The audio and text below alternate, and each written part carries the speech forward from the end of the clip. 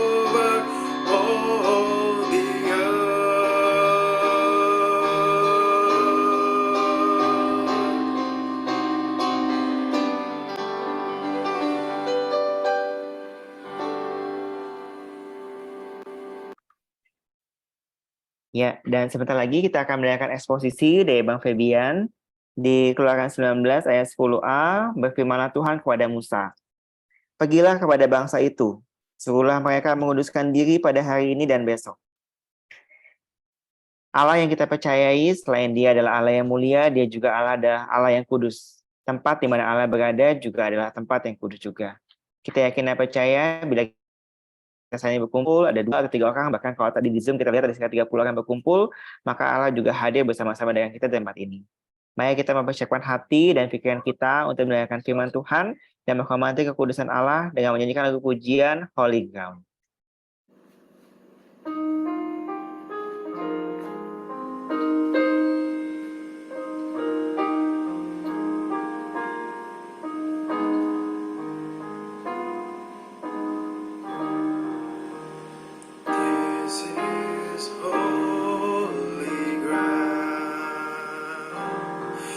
Standing on holy ground, for the Lord is here, and where He is holy. This is holy ground. We're standing on holy ground, for the Lord is here, and where He is holy.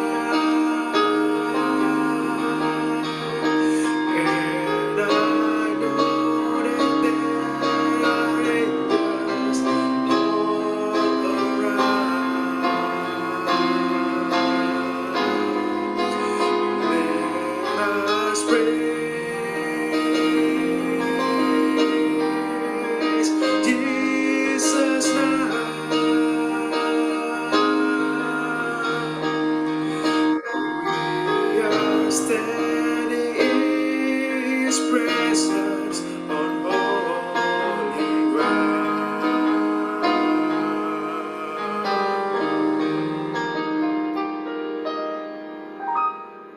Pada Bang Febian, dipersilakan Bang.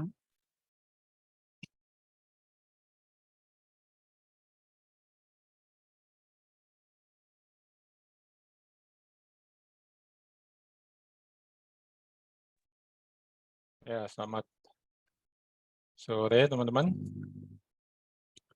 Ya, syukur ya kita bisa kembali bertemu setelah sebulan. Dalam BSC kita akan lanjut ya belajar dari kitab Keluaran, dan kali ini dari Keluaran 19 ayat 1 sampai 20 ayat 21. Ya. Oke, kita berdoa dulu ya. Ya Bapa, kami bersyukur untuk kasih setiamu yang terus Engkau limpahkan bagi kami hari demi hari dan juga hari ini. Dan kami bersyukur bisa kembali dapat kesempatan untuk sama-sama belajar dari satu bagian lagi kitab Keluaran. Kami sungguh memohon berkat Tuhan, kiranya Tuhan kembali mengajar kami akan kebenaran firman-Mu supaya kami bisa memahami dan kami bisa menerapkannya di dalam hidup kami. Berbicaralah ya Bapa kepada kami anak-anak-Mu, siap mendengar ya Tuhan. Dalam nama Yesus kami berdoa. Amin. Ya, ini seperti di slide ya teman-teman, lihat ya, temanya The 10 Words, A Rule of Life. Ya, jadi kita belajar dari Keluaran 19 ayat 1 sampai 20 ayat 21 ya, yang nanti intinya itu tentang itu The 10 Words ya, kita lebih sering menyebutnya 10 hukum. Ya, tapi sebenarnya kalau di dalam teks aslinya teman-teman itu seperti judul ini ya, The 10 Words ya. Jadi ini kalau teman-teman mau lihat lebih jelasnya, misalnya itu googling gitu ya. Ini 10 hukum Taurat itu biasa disebut dekalog gitu ya. Ada disebut dekalog ya. Dekalog itu dalam bahasa Yunani ya, gabungan dari kata deka 10 artinya dan logos ya, word ya. Jadi 10 perkataan atau lebih tepatnya 10 firman, karena ini adalah firman yang Tuhan sampaikan. Nah, kalau teman-teman lihat ya, ini LAI justru tepat gitu memberikan judulnya ya. Kalau teman-teman lihat LAI itu kasih ke-10 firman judulnya, pasal 20. Bukan 10 hukum. Karena ini bukan sekedar hukum teman-teman, bukan sekedar aturan gitu ya. Walaupun memang dia terkait aturan hukum gitu. Tapi ini adalah firman Tuhan ya. Lebih besar dari sekedar sejumlah aturan yang diberikan atau disampaikan. Ini firman Tuhan, dia menyatakan tentang dirinya, nanti akan kita lihat sebenarnya. Selain aturan yang harus dipenuhi oleh orang Israel yang sudah dia tebus ya. Jadi the 10 word a rule of life ya. Jadi ini 10 firman ini harusnya menjadi satu aturan ya bagi hidup kita, umat yang telah ditebus ya. Ini yang akan kita lihat di dalam perikop yang kita pelajari bersama sore ini. Dan kembali ya, berharap teman-teman sudah membacanya dan saya pikir cukup familiar ya. Walaupun mungkin faktanya seperti ya gambar yang berikut ini. Boleh slide berikutnya? Ya, ini kemarin ketika mempersiapkan ketemu gambar kayak gini ya. Jadi si Musa bilang kepada Allah, aku udah posting di Facebook 10 firman-Mu ini ya, tapi nggak dapat like satupun. Ya, ini memang nggak disukai ya teman-teman. Kayaknya ini dalam umur saya sudah 50 tahun ya teman-teman, kemarin 30 Januari. Seingat saya sih belum pernah dikhotbahkan di gereja yang saya hadiri, baik di gereja induk saya dulu gitu ya, GPIB, ya, ataupun sampai sekarang saya sudah pindah ke GKI di Cibubur itu ya.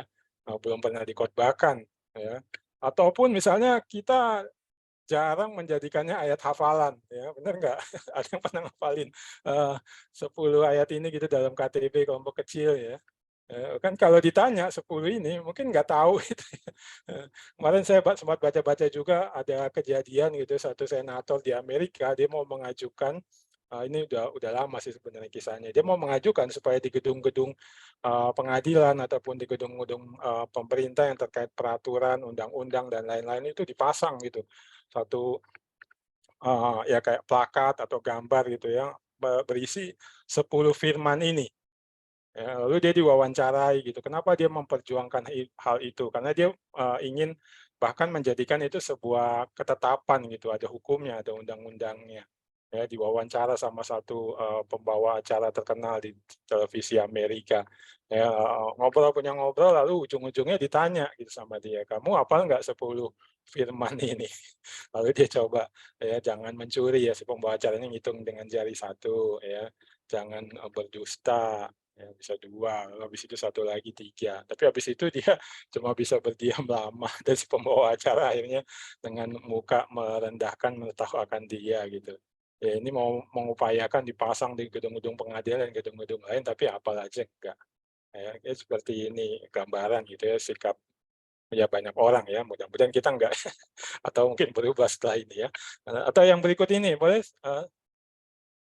iya, ini ada kartun juga saya temu ya, itu gambarnya kayak gitu, 2 orang lagi lihat 10 firman itu yang udah ditulis Musa di atas batu, ya, Tuhan lah ya, Tuhan sebenarnya tulis di atas batu, lalu dikirim ke Musa bawa itu ya. Lalu salah satunya ngomong, "I don't know about you, but I have only found a couple that work for me." Jadi dia melihat ya, ini bukan buat dia gitu semuanya, paling cuma 2 doang gitu yang cocok. Yang kena terhadap dirinya atau kehidupannya, pergumulannya, yang 8 kagak gitu. Nah itu, mungkin kita juga demikian ya, kita mungkin bingung, nggak ngerti nih, gimana nih, kaitannya dengan hidupku, kenapa mesti melakukan ini gitu, atau nggak kena nih dengan pergumulanku, kondisiku saat ini. Ya, atau mungkin cuma ya kayak gini, 2, 3 aja yang kena dengan kondisiku, pergumulanku, yang lainnya enggak. Ya, nah ini yang kita akan coba pelajari ya teman-teman. Nanti saya akan coba mengajak teman-teman melihat gitu sebenarnya apa sih yang mau disampaikan, apa kaitannya dengan kita umat Tuhan ya. Nah, ini akan kita pelajari bersama dengan coba melihat ya secara lebih utuh apa yang disampaikan ya. Karena kalau saya perhatikan ya kadang disampaikan juga memang 10 hukum ini, tapi terlepas dari gambar besarnya. Ya, sehingga kita mungkin nangkepnya ya cuma 10 hukum gitu, aturan, nggak boleh gini, nggak boleh begitu, yang kemudian membuat kita merasa nggak suka. Bahkan udah banyak orang gitu ya, yang menolak ini, menganggap, "Oh Tuhan mau menindas, mau membuat aku hidupnya jadi susah, ya, kesenangan gue mau dirampas," gitu kan, banyak pandangannya demikian ya. Mereka nggak menyadari bahwa sebenarnya ada sesuatu yang lebih besar, yang berharga, yang worth it gitu. Mereka hidupnya diatur oleh 10 firman ini. Ya, dan bahkan mungkin ya jadi nggak bisa seneng-seneng, tapi worth it. Nah, apa itu? Nah, mari kita lihat, karena ini sesungguhnya ditampilkan oleh narator. Ya, Allah menyampaikannya, menginspirasikan kepada narator untuk bisa melihat bahwa ini worth it gitu, kita tahu, kita pahami, kita terapkan, dan ya bayar harga mahal untuk itu. Ya. Oke, boleh slide berikutnya? Iya, ini sebelum masuk lebih jauh, nah ini lihat sedikit, ya bisa dibilang latar belakang ya atau konteksnya ya teman-teman ya, dari kitab Keluaran yang kita sudah pelajari ya, dalam rangkaian Bible Study kitab Keluaran ini. Nah, kita sudah tiba di pusat kitab Keluaran teman-teman, senternya ya, bahkan pusat dari Pentatok. Ada para ahli menyatakan demikian, Pentatok tahu ya, 5 kitab Musa. Ini senternya, ini pusatnya, jadi ini yang paling penting. Ini yang memberi pengertian kepada apa yang ada sebelum ataupun sesudahnya nanti, ya. Kalau nggak dapat yang di tengah ini, itu bakal bingung, nggak dapat gambaran utuhnya, nggak ngerti sebenarnya maksud Tuhan apa, bagaimana aku harus meresponinya. Ya, ini penting sekali, makanya walaupun ini panjang gitu dan sebenarnya sangat sulit untuk bisa menyampaikan dalam waktu kita yang terbatas ini ya, penting kita untuk coba mempelajari ya, paling nggak sebagian, nanti sambil kita belajar pasal-pasal selanjutnya kita bisa nambah gali lebih jauh lagi dengan refer ke belakang ini. Ya boleh diklik ya. Oke ya ini jadi ini berisi perjanjian atau the covenant yang dibuat antara Yahweh dan Israel di Gunung Sinai ya. Ini tercatat di Keluaran 19 ayat 24. Makanya ini senternya. Kenapa ini penting? Karena ini covenant-nya.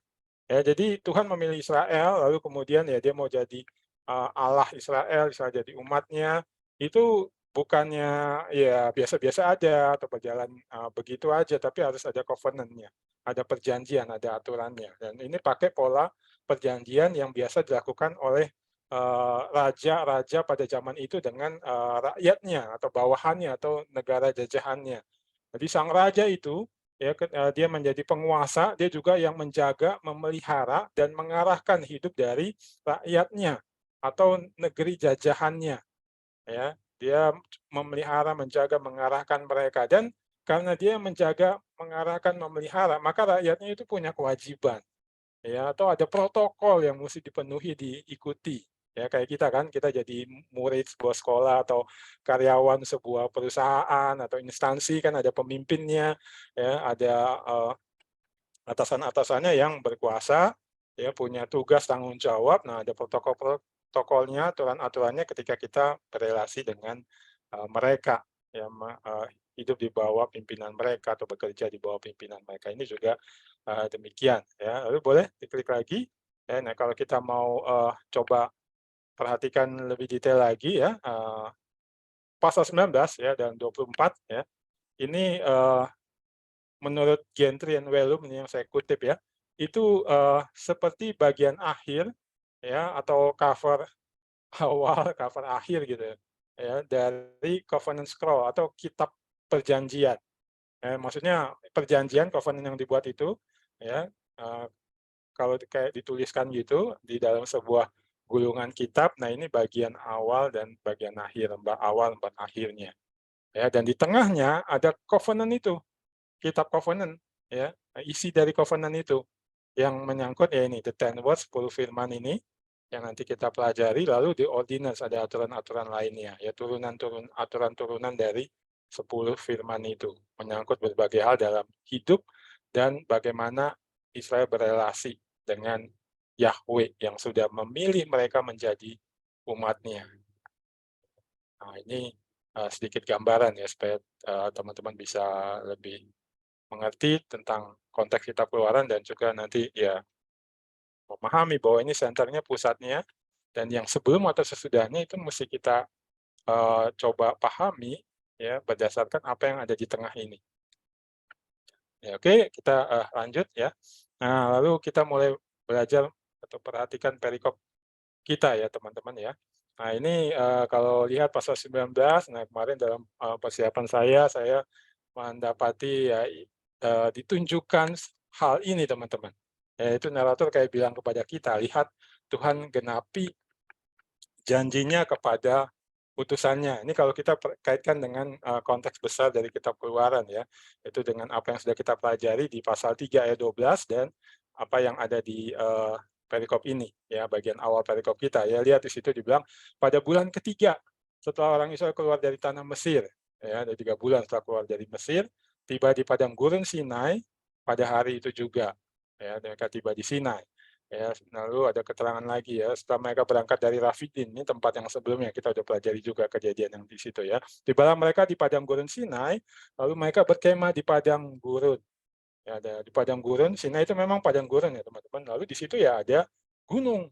Ya, ini ditulisnya gitu, orang Israel berkemah di depan gunung itu, tidak disebutkan namanya.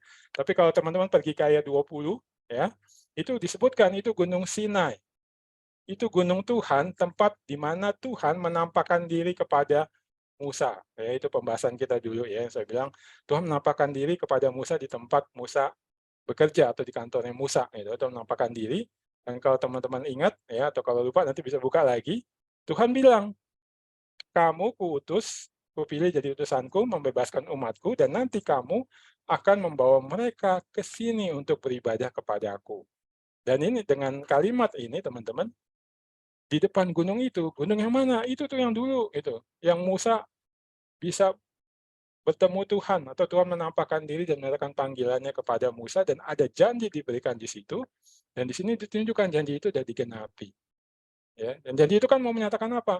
Ya Musa berhasil membawa orang Israel keluar dari perbudakan di Mesir, ya, masih melayani Firaun yang mengaku dirinya adalah dewa, ya, sekarang sudah bebas, ya, dibebaskan oleh Allah dengan Musa sebagai alatnya, utusannya, ya, bisa hidup beribadah kepada Allah. Ya, nah ini satu hal yang luar biasa teman-teman. Dan ini jadi berkat sendiri buat saya gitu, dalam pelayanan gitu ya. Kalau lihat pelayanan sekarang banyak sekali tantangannya.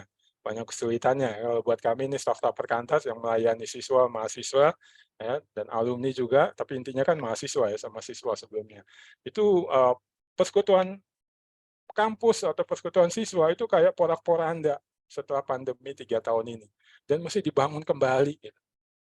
Ya, jadi banyak keraguan, pergumulan ya, apakah ya kami bisa mengerjakan gitu apa yang Tuhan ingin kami kerjakan, membangun kampus, membangun murid-murid dari kampus-kampus ya, ataupun dari sekolah-sekolah. Nah, ini jadi penguatan gitu. Lihat Tuhan janji kepada utusannya Musa ya, dan kemudian dia menggenapi itu. Ya, walaupun memang penggenapannya butuh waktu yang panjang, setahap demi setahap. Ada tantangan, ada kesulitan kan kita udah lihat gitu kan. Musa waktu dipanggil ragu, tapi dia pergi juga. Habis itu ketemu orang Israel. Orang Israel awalnya ragu, tapi akhirnya percaya Musa diutus Tuhan. Ya, setelah mereka minta tanda, Musa tunjukin, mereka akhirnya percaya. Lalu menghadap Firaun. Firaun berkali-kali menolak melepaskan orang Israel, sampai akhirnya nanti baru Allah turunkan 10 tulah itu, baru dia mau melepaskan. Ya, Musa mesti berkali-kali menghadap Firaun, susah payah. Ya, capek hati gitu menghadapi Firaun. Oh, bandel seperti ini. Tapi tahap demi tahap Tuhan menggenapi janjinya. Itu apa? Orang Israel percaya Musa diutus oleh Tuhan. Ya, lalu Firaun akhirnya melepaskan. Ya. Lalu kemudian akhirnya sekarang bukan hanya bisa keluar, tapi benar-benar sampai di Gunung Sinai, di gunung Allah itu, ya, dan beribadah kepada Allah. Ya, dan saya pikir ini jadi penguatan besar buat Musa untuk tantangan tugas pelayanannya ke depan gitu. Masih panjang kan? Ini baru sampai Gunung Sinai, belum sampai Kanaan, Kanaan masih jauh, belum kelihatan. Dan kita lihat, ya kita tahu dari Alkitab ya banyak tantangan bahkan lebih besar dari ini. Tapi ini satu tanda, satu dasar yang kuat buat Musa, lihat Tuhan yang memanggil kamu, mengutus kamu, genapi janjinya. Dia bekerja sampai janjinya tergenapi. Bagianmu tinggal setia. Ya. Nah, teman-teman, saya pikir ini juga berbicara pada teman-teman ya, terkait tugas pelayanan, tugas pekerjaan, tugas tanggung jawab yang Tuhan sudah nyatakan di keluarga untuk teman-teman perjuangkan, di gereja, di masyarakat, walaupun mungkin banyak tantangan, kesulitan, dan saya pikir juga ya sama gitu dengan kami ya, pandemi membuat porak-poranda, membuat sesuatunya sepertinya tidak bisa dipastikan, unpredicted ya, tapi ada Tuhan yang mengatasi pandemi dan bahkan segala sesuatu. Kalau dia sudah menetapkan ada yang mau dia capai, ya, dia mau buat, dan dia mau mengerjakannya itu dengan memakai kita sebagai alatnya, dia akan genapi pada waktu. Ya, saya harap ini teman-teman pegang juga. Yang nggak tahu bagaimana pergumulan teman-teman terkait tugas pelayanan, pekerjaan, dan lain-lain, itu misi yang Tuhan panggil untuk kerjakan, kondisinya gimana, ya, pegang janji ini. Ya, ini dinyatakan kepada kita sore hari ini, untuk kembali dinyatakan, maju terus, Ki, kamu akan sampai ke gunung itu. Kamu membawa umatku untuk beribadah kepadaku. Ya.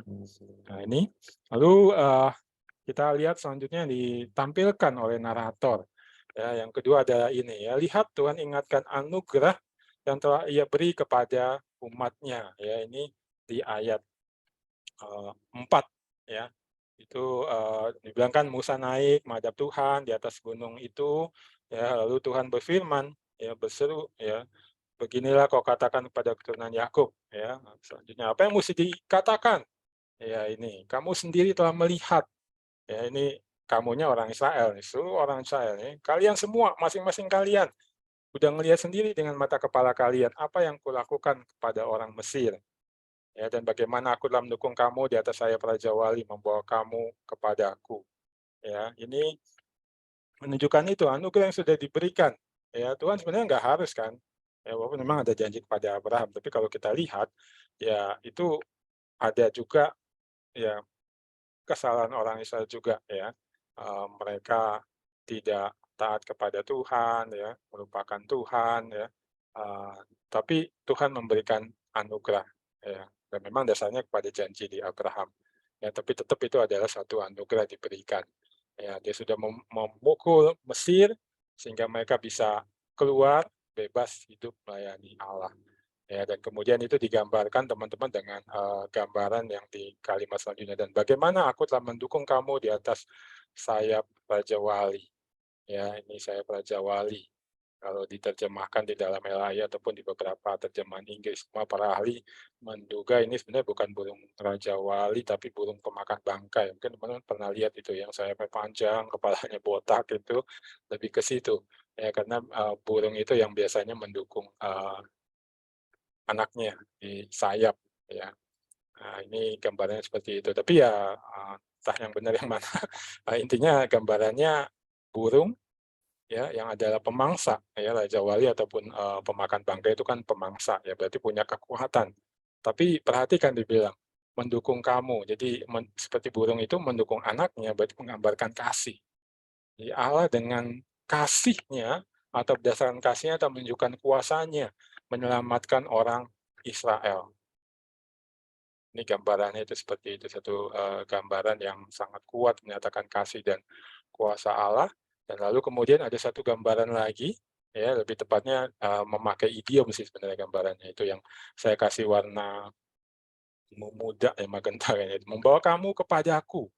Ya, membawa kamu kepadaku teman-teman itu sebenarnya idiom pengantin pria membawa pengantin perempuan ya dalam acara pernikahan untuk ya tinggal dengan dia, menjadi satu dengan dia. Ya, ini gambarannya. Jadi menggambarkan ya Israel itu bukan sekedar ya salah satu bangsa ciptaan Tuhan di antara begitu banyak bangsa, ya, tapi udah menjadi seperti ya pasangannya Tuhan gitu. Seperti istrinya Tuhan. Maksudnya punya relasi yang intim, ya milik yang spesial, yang istimewa, yang ya memang relasinya eksklusif gitu dengan Tuhan. Ya, Israel dengan Tuhan. Nah, ini gambaran semua umat Tuhan ya di perjanjian lama maupun perjanjian baru itu bukan lagi ya manusia biasa atau umat biasa, tapi umat yang spesial, eksklusif, punya relasi pribadi dengan Tuhan. Ini gambarannya. Ya, jadi makanya saya bilang ya ini Tuhan ingatkan anugerahnya. Gitu. Mesir ya sudah dimangsa oleh Tuhan, itu yang gambarannya burung pemangsa ini ya. Tapi Israel diselamatkan ya, dengan penuh kasih. Dan bukan sekedar diselamatkan, tapi dijadikan umatnya yang punya relasi eksklusif dengan dia. Inilah anugerah yang Tuhan berikan. Dan Tuhan ingatkan kepada orang Israel. Ya. Sebelum nanti ya dia nyatakan firman-Nya. Ya. Nah, ini Tuhan mulai dengan ini. Ya. Nah, lalu kemudian setelah itu boleh slide berikutnya ya kita melihat narator menampilkan gitu untuk mengajak kita melihat Allah nyatakan panggilannya bagi umat tebusannya. Jadi setelah diingetin gitu ya lu udah gue tebus nih dengan kasih dengan kuasa bahkan jadi eksklusif ya milikku yang eksklusif bisa berelasi intim dengan aku sebagai Tuhan dengan umatnya atau umat dengan Tuhannya ya bangsa-bangsa lain tidak memiliki relasi itu cuma kamu. Ya, ini Tuhan bilang ya, aku memiliki sebuah panggilan untuk kamu kerjakan. Ya, ada satu rencana, satu kehendakku bagi kamu yang telah kuberikan anugerah yang telah kutebus secara spesial ini. Panggilannya apa? Ya, ini ayat 9 dan 10 ya teman-teman. Itu saya salah ketik itu yang di atas itu ya. Jadi 9-10 ya. Jadi sekarang jika kamu sungguh-sungguh mendengarkan firman-Ku dan berpegang pada perjanjian-Ku, maka kamu akan menjadi harta kesayangan-Ku sendiri dari antara segala bangsa. Ya, pertama-tama panggilannya adalah untuk mendengarkan firman Tuhan ya dan berpegang pada perjanjian Tuhan. Ya, ini maksudnya yang mendengar untuk taat gitu. Jadi benar-benar mempertuhankan dia, ya kalau dia Tuhan ya, Tuhan gitu, apa yang Tuhan perintahkan hamba, ya itu mesti menaati kan. Nah ini Tuhan bilang demikian, kamu udah kutebus, dulu kamu miliknya Firaun, ya, mesti melayani dia dengan setiap titahnya, lalu mesti taati, ya kalau enggak kamu dihukum sedemikian rupa, hidupmu sengsara ratusan tahun, kamu sudah ngalami sendiri, ya sekarang kamu kutebus, kamu jadi milikku, kamu panggilannya ya adalah mendengar untuk menaati apa yang kufirmankan kepadamu ya. Dan kalau itu kamu lakukan ya, maka kamu akan menjadi harta kesayanganku sendiri dari antara segala bangsa. Sebab akulah yang empunya seluruh bumi. Sebelumnya kan perhatikan tadi ya gambarannya seperti pengantin pria Allah itu misalnya diambil jadi pengantin perempuannya. Nah, sekarang ini berarti Israel bisa menikmati tuh hak eksklusif umatnya Tuhan, ya, jadi harta kesayangannya Tuhan di antara bangsa-bangsa. Ya, Tuhan sayang sama bangsa-bangsa yang lain juga, itu. Bahkan termasuk Mesir sebenarnya. Ya, kalau teman-teman lihat itu banyak bagian Alkitab, gitu ya, maksud saya itu ada banyak dinyatakan Tuhan mengasihi Mesir. Tuhan juga mau menebus Mesir, ya, sehingga nanti Mesir juga beribadah kepada Dia. Ya, itu satu contoh. Bangsa-bangsa lain juga demikian, ada Ethiopia dan lain-lain. Tapi Tuhan bilang, yang harta kesayanganku, ya, dalam bahasa Ibraninya segulah. Ya, segulah itu ya harta yang spesial itu. Harta itu sendiri kan sudah sesuatu yang spesial, ya. Kita jagain banget tuh harta benda kita. Ya. Nah, tapi kan dari banyak harta benda misalnya ada yang spesial yang akan kita jagain banget. Katakanlah yang lain ada yang rusak atau ada yang mau ambil, nggak apa-apa, tapi yang satu ini kita protek benar-benar, kita rawat benar-benar, kita paling banggain, ya. Nah, ini gambarannya kayak gitu. Tapi itu kalau yang tadi, hidup sesuai dengan panggilan, mendengar dan menaati firman Tuhan. Ya, lalu kemudian nanti, ya, selain menjadi harta kesayangan, ya 10 Tuhan bilang, kamu akan menjadi bagiku kerajaan imam dan bangsa yang kudus. Ya, kerajaan imam itu maksudnya ya satu kerajaan yang isinya tuh imam semua itu. Imam yang melayani ibadah kepada Allah. Imam yang menjadi perantara antara Allah dengan umat Allah. Ya, mewakili Allah di hadapan umat, mewakili umat di hadapan Allah. Ya, ini gambarannya itu demikian. Israel akan jadi yang seperti itu dan bangsa lain itu umatnya. Nanti umat Allah yang lainnya nanti juga Allah selamatkan. Ya, lalu bangsa yang kudus. Ya, seperti Allah kudus adanya, ya, mereka juga jadi bangsa yang kudus. Dan sebenarnya ya menunjukkan kekudusan dari Allah mereka yang kudus itu.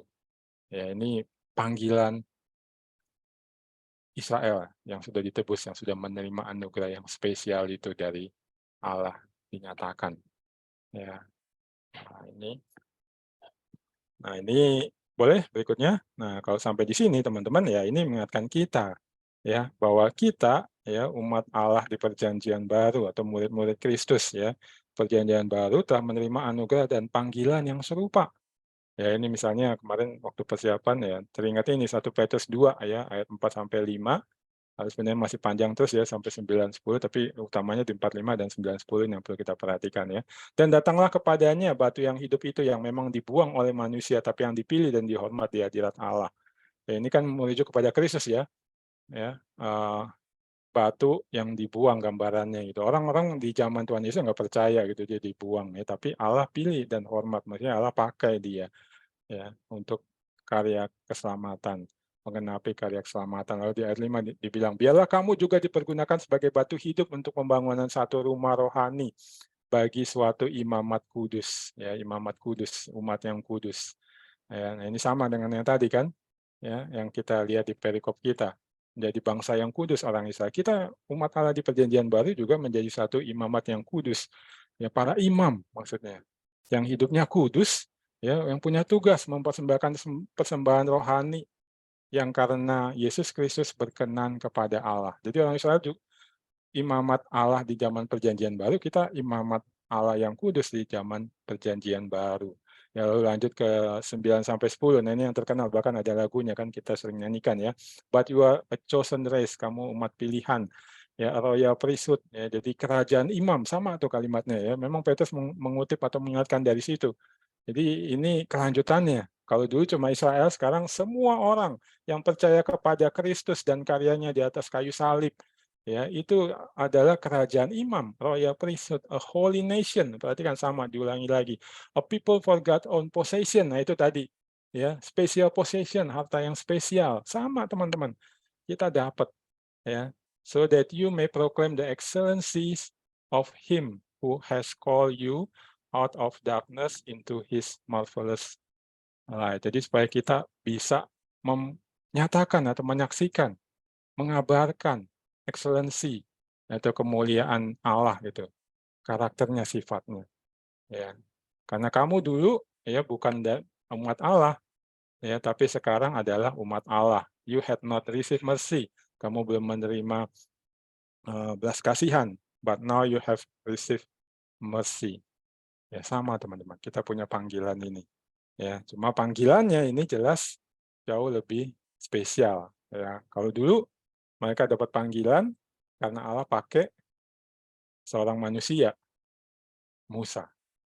Tapi ini panggilan ini kita dapat Allah memakai Yesus yang hidupnya gambarannya kayak gitu tuh. Batu yang hidup tapi dibuang oleh manusia.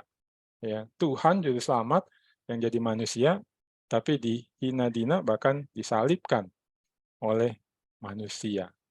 Ya, jadi kita dapat hal yang serupa tapi sebenarnya jauh lebih berharga. Ya, yang orang Israel sebenarnya masih menantikan, orang Israel Perjanjian Lama masih menantikan itu.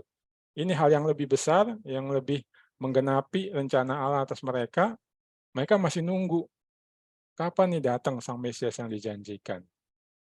Ya, tapi kita sudah mengalami Mesias datang, dia sudah berkarya mati di kayu salib, sehingga kita jadi ini imamat yang kudus, ya, kerajaan imam, ya, bangsa yang kudus, yang menyaksikan Allah yang sudah memanggil kita keluar, ya, dari kegelapan kepada terangnya yang ajaib itu.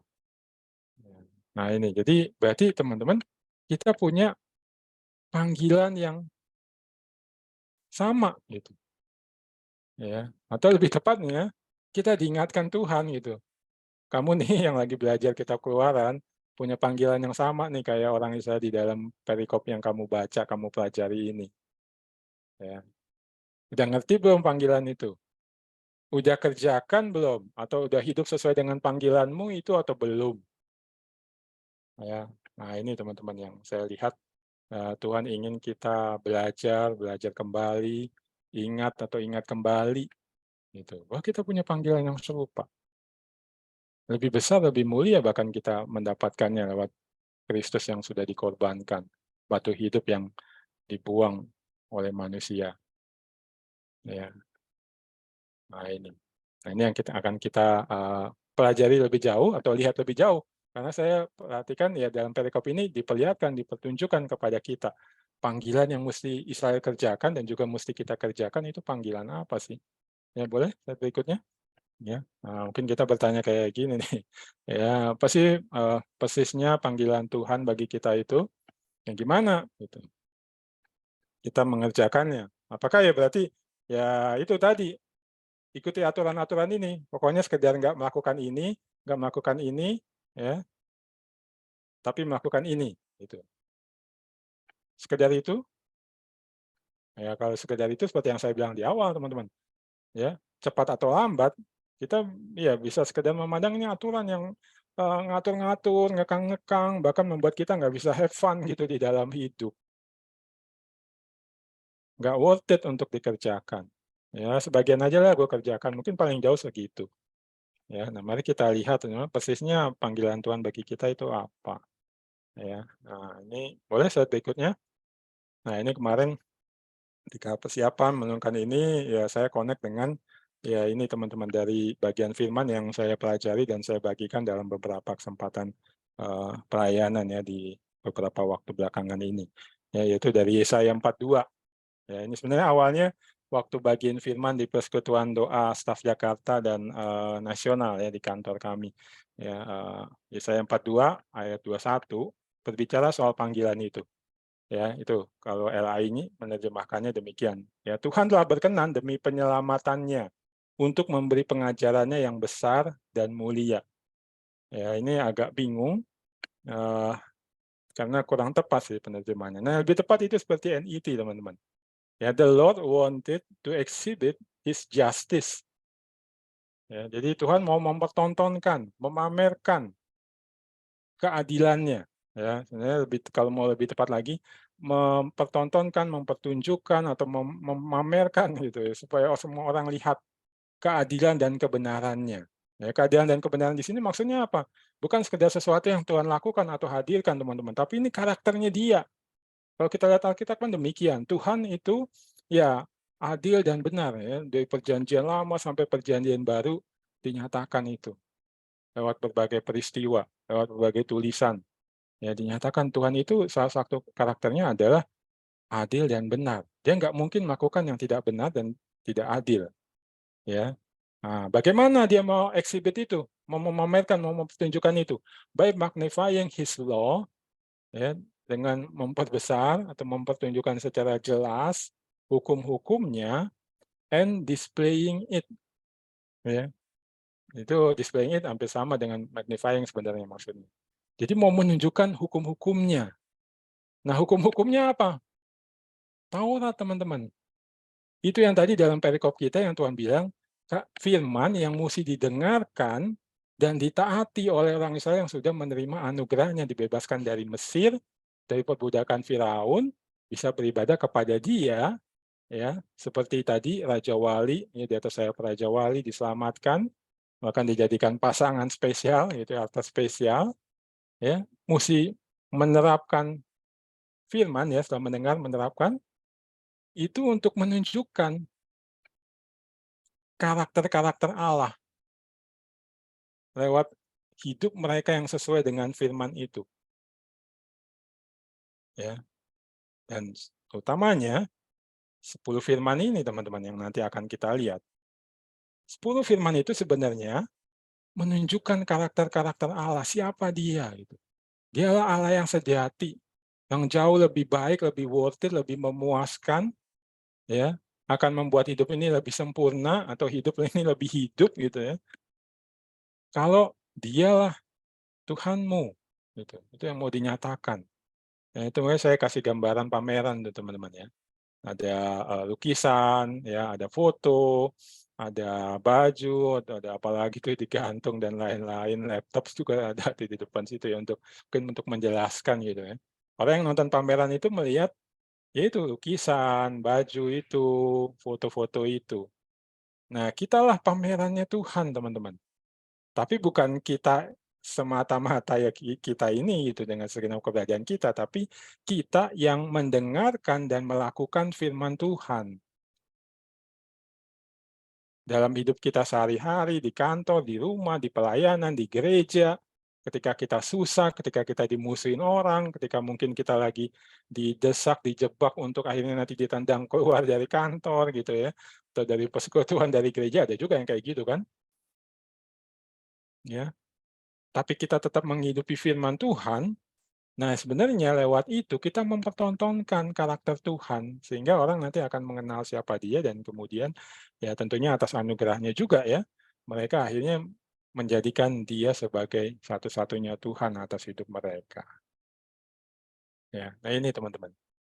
Nanti kalau teman-teman maju pasal 42 ini baca terus ya, masuk ke pasal 43, nanti sampai ke ayat 7 dari Yesaya 43 itu teman-teman akan lihat Tuhan bilang ya ini adalah cara Dia supaya orang Israel itu menyatakan kemuliaannya Dia. Atau sederhananya bagaimana orang Israel bisa memuliakan Tuhan. Ya. Jadi maksud memuliakan di situ teman-teman sebenarnya seperti di sini. Kita memuliakan Tuhan itu ketika kita menunjukkan kemuliaannya, yaitu karakternya. Dialah Allah yang sejati, Allah yang benar, Allah yang kudus adanya.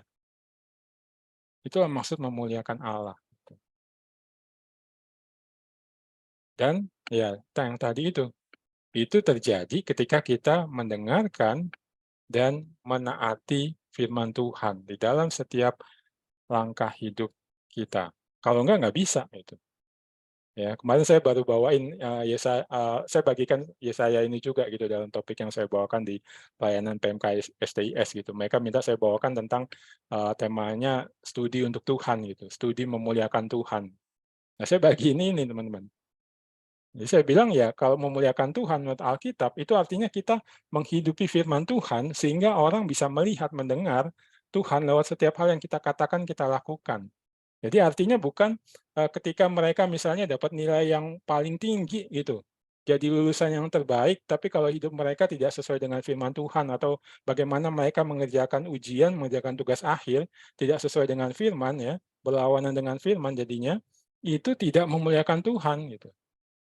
Ya, saya bilang juga, walaupun kalian misalnya cuma dapat C atau lulus dengan nilai C, tapi kalian kerjakan dengan jujur, dengan benar, dengan bekerja keras seperti yang firman Tuhan nyatakan, itu kalian memuliakan Tuhan itu. Ya. Nah, ini yang perlu teman-teman pahami juga ya. Mungkin kalau teman-teman yang alumni ya, teman-teman misalnya berprestasi di tempat kerja, ya, dikasih jabatan yang tinggi, itu belum tentu memuliakan Tuhan. Kalau kamu mencapai prestasi tinggi itu atau mencapai jabatan tinggi itu dengan cara kerja yang tidak sesuai dengan kehendak Tuhan, misalnya ngejatuhin orang, mengklaim hasil kerja atau susah payahnya anak buah atau orang lain, lalu kamu klaim ini hasil kerjaku, ya supaya kamu yang naik, orang itu tetap di posisinya, bahkan mungkin dia digeser makin ke bawah, itu tidak sesuai dengan firman Tuhan. Dan walaupun posisimu naik tinggi, ya dan orang kenal tahu kamu orang Kristen, kamu tidak memuliakan Tuhan dalam hal itu. Ya, tapi walaupun mungkin kamu tetap di posisi yang sama, gajimu nggak naik, ya, dan itu karena misalnya kamu bekerja seturut dengan prinsip firman Tuhan, membuat kamu diperlakukan seperti itu, kamu sedang memuliakan Tuhan. Nah, ini yang mau dinyatakan. Dan kita akan lihat itu nanti teman-teman di 10 firman itu. Ya, jadi orang Israel, ya, panggilannya menunjukkan siapa Tuhan dengan menaati firman-Nya. Ya. Nah, makanya nanti kalau kita perhatikan, ya selanjutnya kalau kita maju, ditunjukin siapa Tuhan itu. Lewat apa yang terjadi setelah Musa disuruh sampaikan firman ya tadi ya sampai bagian yang sudah kita bahas, dia turun sampaikan kepada orang Israel panggilan itu, ya nanti orang Israel kan disuruh melakukan berbagai hal. Itu mau nunjukin apa? Boleh slide berikutnya? Nah ini. Iya, ini narator mau menunjukkan kepada kita, lihat dia yang berbicara atau yang berfirman itu adalah Allah yang Maha Kudus. Ya, ini kalau teman-teman udah baca, kalau belum mungkin nanti bisa lihat kembali ya kan. Musa turun sampaikan firman itu. Ini panggilanmu nih. Kamu udah dapat anugerah Tuhan, panggilanmu ini, kamu mesti kerjakan. Orang Israel bilang, oke. Ya, lalu habis itu Musa sampaikan lagi. Ya, apa yang Tuhan sampaikan kemudian kepada dia untuk sampaikan pada orang Israel, yaitu yang mulai ayat 10 pasal 19 ya. Suruh mereka menguduskan diri. Ya, dia mesti menguduskan diri sebelum terima 10 firman. Ya, menguduskan dirinya itu kalau teman-teman lihat nanti menguduskan diri pada hari ini dan besok, jadi 2 hari ya kuduskan diri, ya lalu juga mesti nyuci pakaian, jadi mesti bersih, ya itu sebenarnya bukan berarti ya pakaian mesti benar-benar bersih gitu ya, tapi sebenarnya itu mau menunjukkan atau melambangkan kekudusan itu gitu. Kalau pakaian mereka bersih itu mereka melihat pakaian mereka sendiri atau orang lain, itu mereka akan ingat nih bahwa mesti kudus gitu, bersih dari dosa, dari hal-hal yang tidak Tuhan kehendaki. Hal-hal yang Tuhan pandang itu satu hal yang cemar, yang jahat. Ya, mesti nyuci pakaian ya. Jadi orang Israel sibuk cuci pakaian 2 hari itu teman-teman. Saya bayangin nih yang punya usaha laundry dapat untung banyak nih. Ya. Karena kan itu jalan terus kan teman-teman ya. Nyebrang Laut Merah, jalan, berhenti, jalan-jalan gitu. Cucian numpuk mungkin. Setrikaan numpuk. Ya. Lalu tiba-tiba Tuhan bilang, ayo mesti cuci semua pakaian yang mau dipakai besok gitu ya. Kalau yang udah siap, udah sempat nyuci sebelumnya sih enak, yang belum gitu kan, punya keluarga banyak gitu ya. Atau dia malas nyuci, malas nyetrika, mesti cari laundry, yang punya laundry yang untung gitu. Wah, dapat untung banyak, mesti cuci. Lalu kemudian satu lagi nggak boleh bersetubuh, itu yang ada di berikutnya ya. Lalu setelah hari ketiga, nah itu yang saya tampilkan ya, mulai ayat 16. Dan terjadilah pada hari ketiga, pada waktu terbit fajar ada guru dan kilat awan padat ya. Lalu bunyi sangkakala yang sangat keras sehingga gemetarlah seluruh bangsa itu. Nah, ini Tuhan mau hadir aja udah seperti itu ya, guru kilat. Jadi ini ya sebenarnya menunjukkan Tuhan itu demikian kudus adanya sehingga ya dunia ini yang ya tercemar oleh dosa, ketika dia hadir dengan kuasanya itu jadi kayak gitu, ada guru, ada kilat, awan yang padat ya maksudnya pekat gelap gitu, lalu sangkakala sangat keras berbunyi sampai bangsa itu gemetar, itu saya kasih biru itu ya. Yang ada di perkemahan ya, mereka udah gemetar lalu habis itu Musa panggil ayo maju menghadap ya Tuhan ke kaki gunung itu. Lalu 18 gunung Sinai ditutupi seluruhnya dengan asap ya. Jadi ada asap menutupi ya lalu dijelaskan kenapa ada asap Tuhan turun ke atasnya. Jadi maksudnya Tuhan memang Maha Suci gitu. Jadi seperti itu, tertutup asap, orang nggak bisa ngelihat gitu. Karena kalau lihat dia Allah yang kudus akan mati kan kalau kita perhatikan di bagian lain Alkitab kan menyatakan demikian. Asapnya membumbung seperti asap dari dapur. Nah, dapur ini maksudnya bukan dapur ada yang masak gitu ya, tempat masak, tapi ini maksudnya kilang peleburan. Saya bahan-bahan logam teman-teman itu suhunya sangat tinggi sehingga asapnya itu naik tinggi mengepul hitam gitu ya. Bahkan dibilang seluruh gunung itu gemetar sangat karena ini Sang Maha Kudus hadir ya. Ya, lalu kemudian bunyi sangkakala kian lama kian keras ya. Tadi udah keras tuh kan ya 16, tapi makin keras karena ini sudah hadir ya Allah Sang Maha Kudus itu ya. Nah, berbicara Musa, lalu Allah menjawabnya dalam guru. Ya, jadi bukan Allah ngomong dengan biasa gitu ya, dengan suara yang biasa, tapi suaranya demikian ya seperti guru atau memang ada bunyi guru. Ini para ahli kitab ada yang menafsirkan demikian. Jadi maksudnya menggambarkan Allah yang Maha Besar dan Maha Kudus hadir itu sampai segininya gitu. Dan ini memang satu pengkondisian gitu ya. Jadi orang Israel ini yang baru ditebus keluar dari Mesir ini mengalami apa yang dulu dialami oleh misalnya oleh Abraham, oleh Ishak, oleh Yakub bertemu dengan Allah, bahkan mendengar Allah berbicara dan juga mendapatkan ya kayak tontonan ya atau visualnya diberikan gitu lengkap gitu. Bukan hanya audio tapi visual.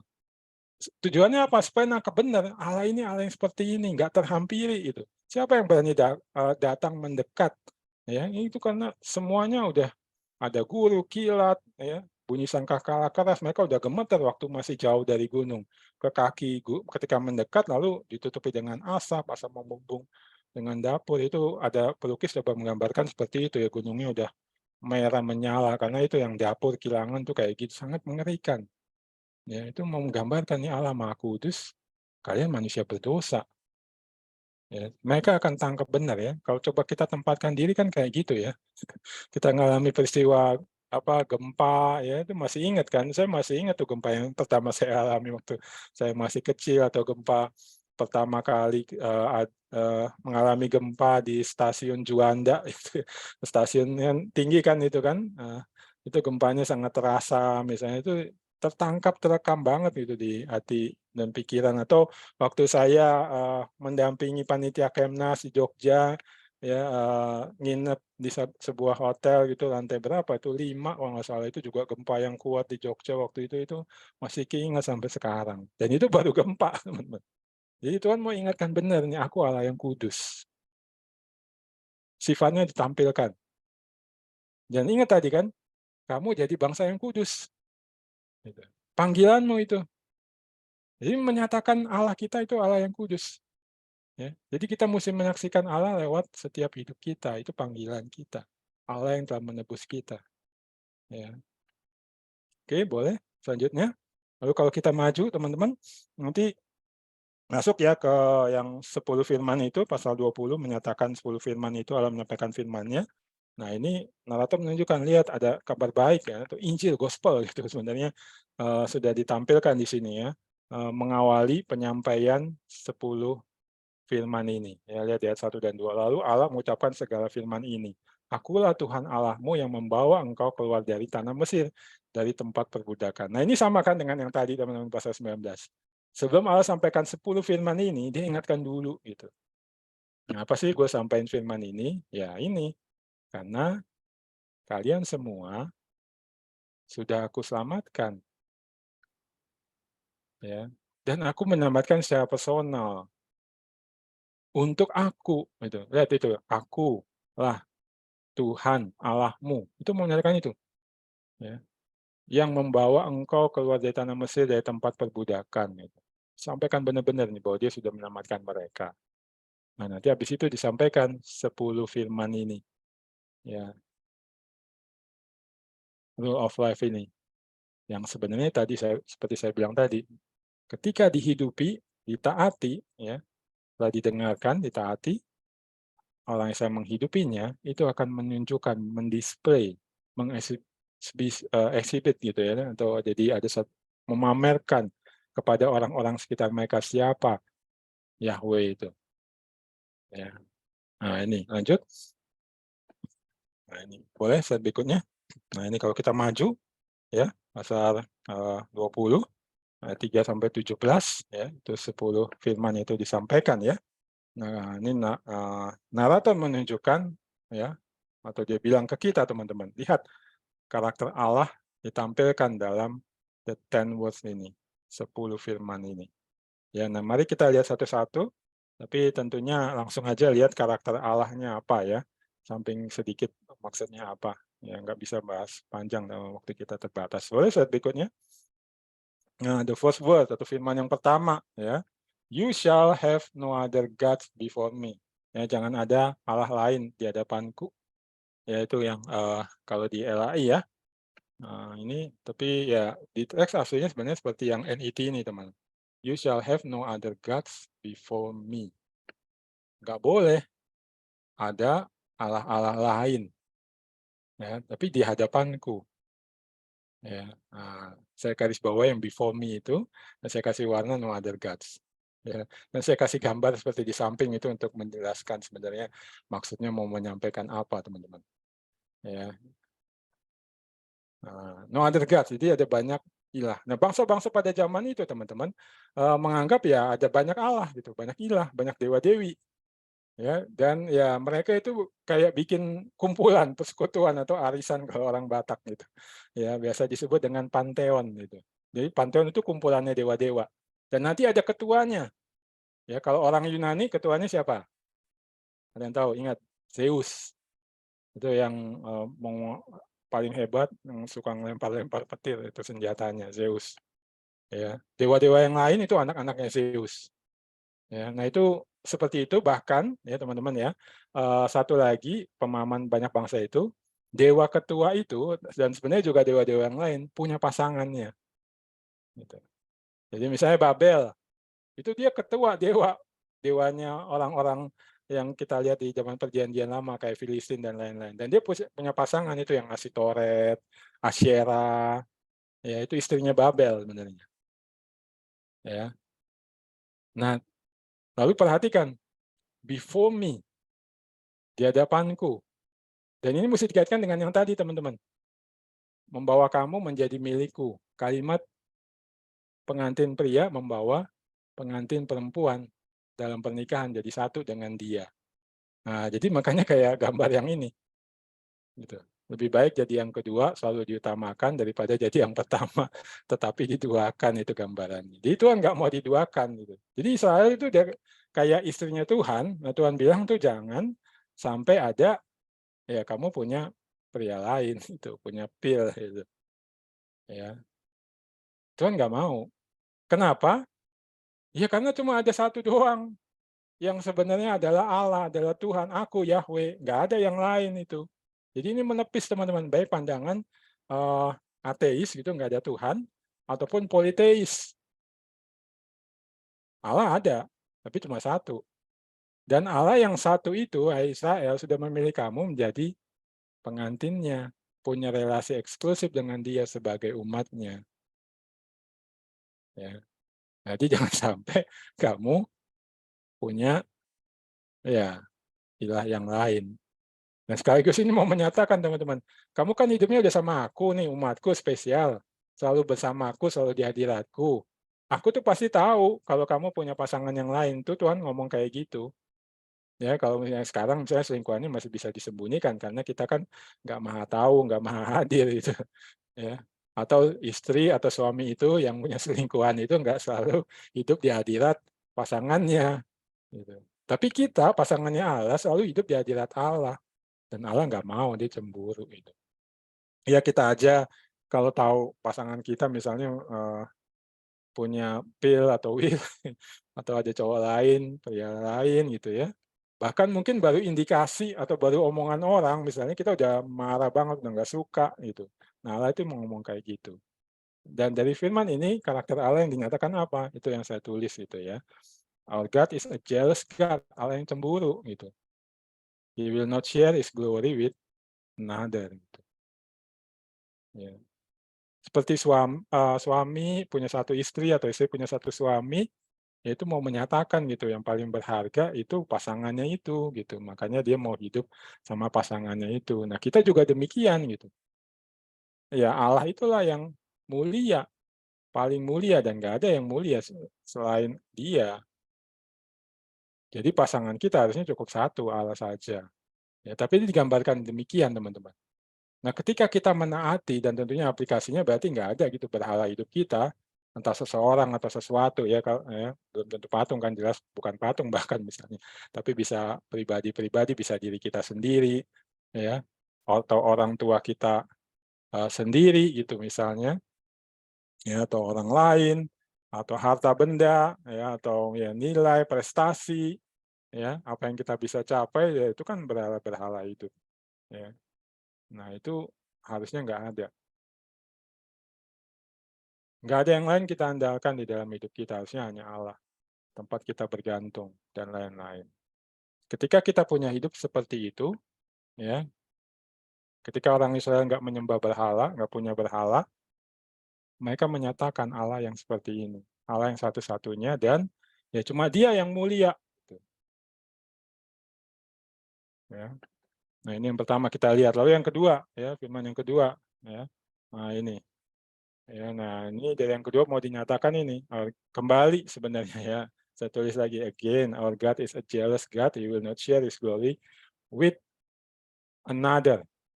Ya, nah itu ayat 4 ya, you shall not make for yourself a carved image, ya, jangan membuat patung kalau dalam bahasa LAI ya, terjemahan LAI ya. Ya ini, tapi ini saya tunjukkan NET yang lebih tepatnya ya, you shall not make for yourself a carved image or any likeness of anything.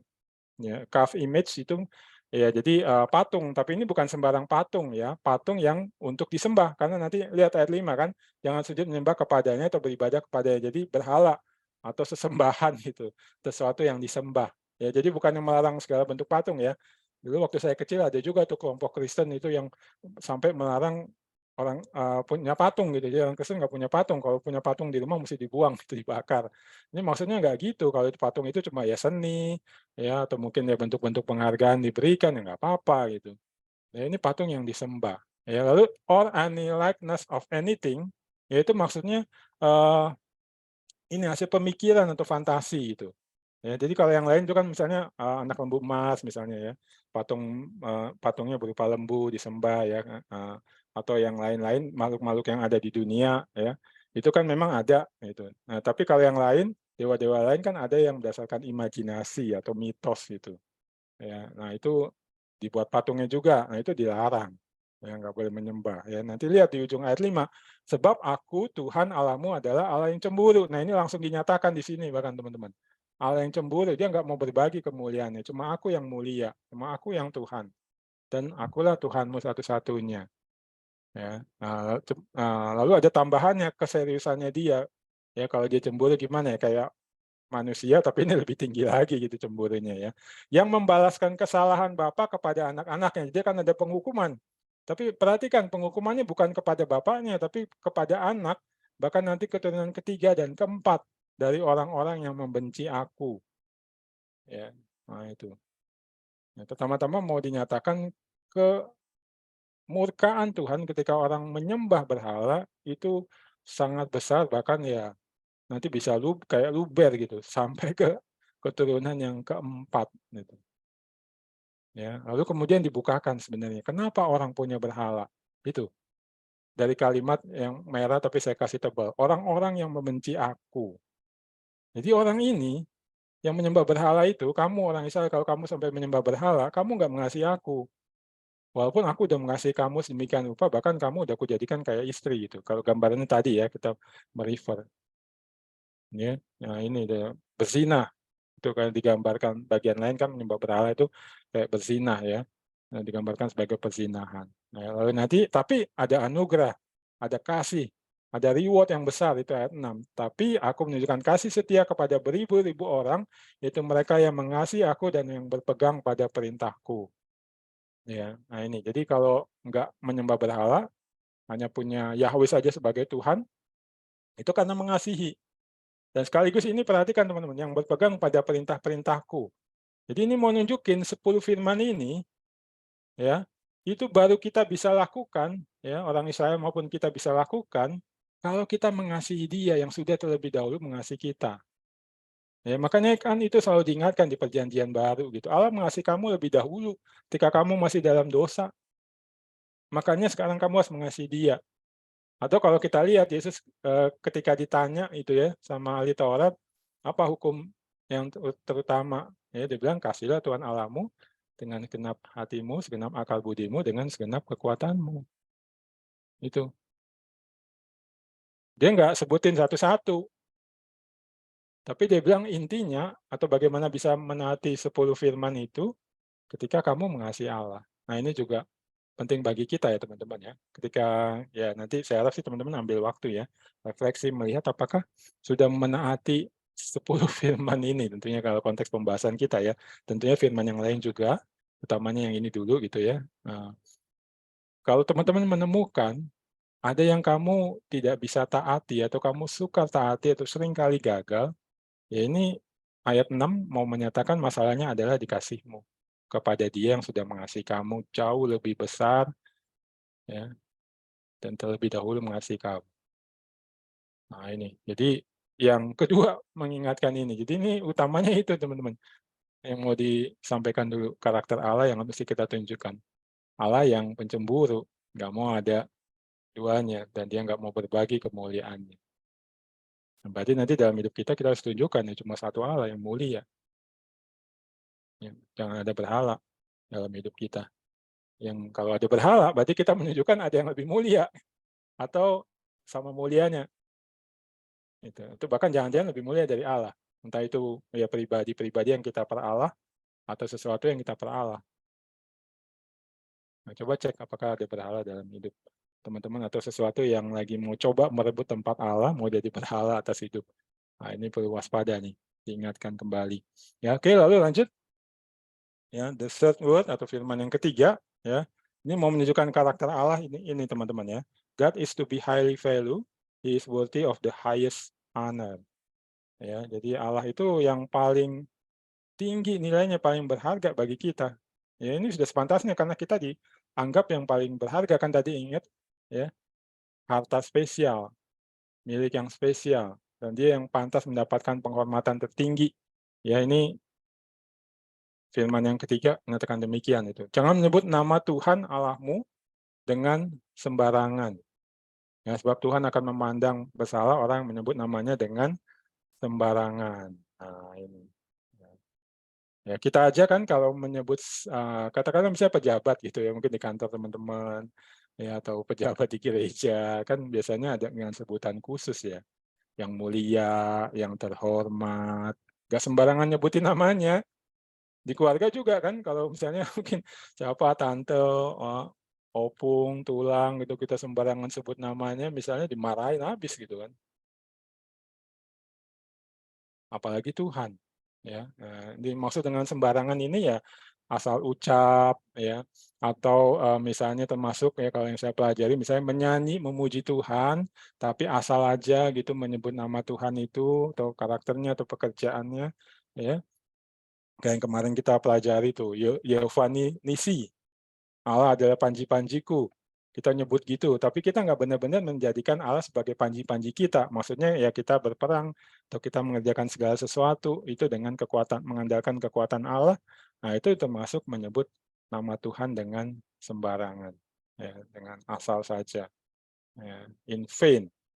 Ya, kalau dalam bahasa Ibraninya, in vain kan berarti sia-sia ya. Itu juga mengandung arti tidak sesuai realitasnya.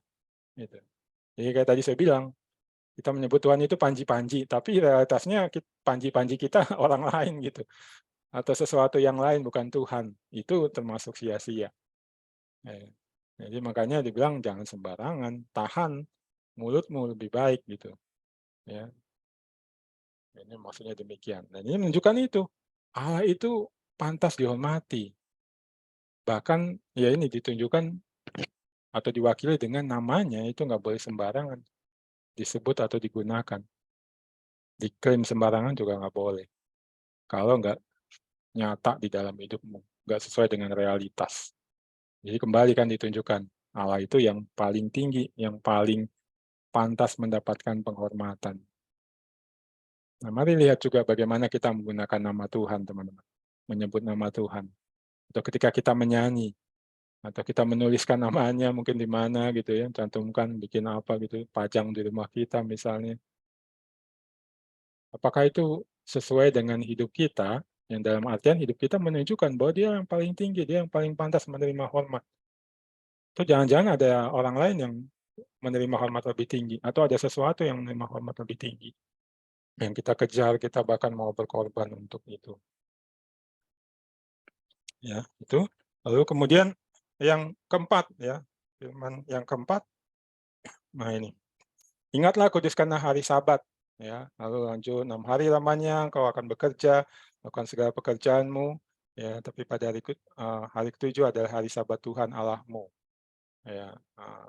Maka jangan lakukan sesuatu engkau, anakmu laki-laki, perempuan, hambamu laki-laki, hambamu perempuan, hewanmu bahkan orang asing, ya. Penyebabnya alasannya 11 itu ya, sebab 6 hari lamanya Tuhan menjadikan langit dan bumi, laut dan segala isinya, dan ia berhenti pada hari ketujuh.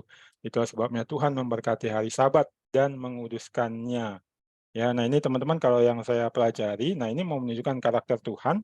Yang pertama seperti saya tulis itu, He is a working and resting God. Ya. Jadi dia memang Allah yang bekerja. Alkitab menyatakan itu. Ya, langit menciptakan perbuatan tangannya. Itu sebenarnya menggambarkan Allah yang bekerja menciptakan. Bahkan kalau teman-teman lihat penciptaan itu, nah di pasal 1, pasal 2, kitab Kejadian dinyatakan sebagai pekerjaannya Allah. Gitu. Dia bekerja menciptakan dunia ini. Allah kita bekerja, tapi bukan hanya bekerja, atau ya lebih tepatnya bukan bekerja tanpa ada batasnya. Walaupun dia Allah yang maha kuasa, dia nggak perlu dicas atau di-recas, nggak perlu healing kan, karena dia Allah yang maha kuasa, kuasanya nggak terbatas, tapi dia beristirahat. Sebenarnya maksudnya apa? Itu memberikan pola kita bekerja dan beristirahat juga. Bukan terus bekerja, bekerja, dan bekerja. Kita perlu di-charge. Gitu. Dia sebenarnya nggak perlu, cuma kita perlu.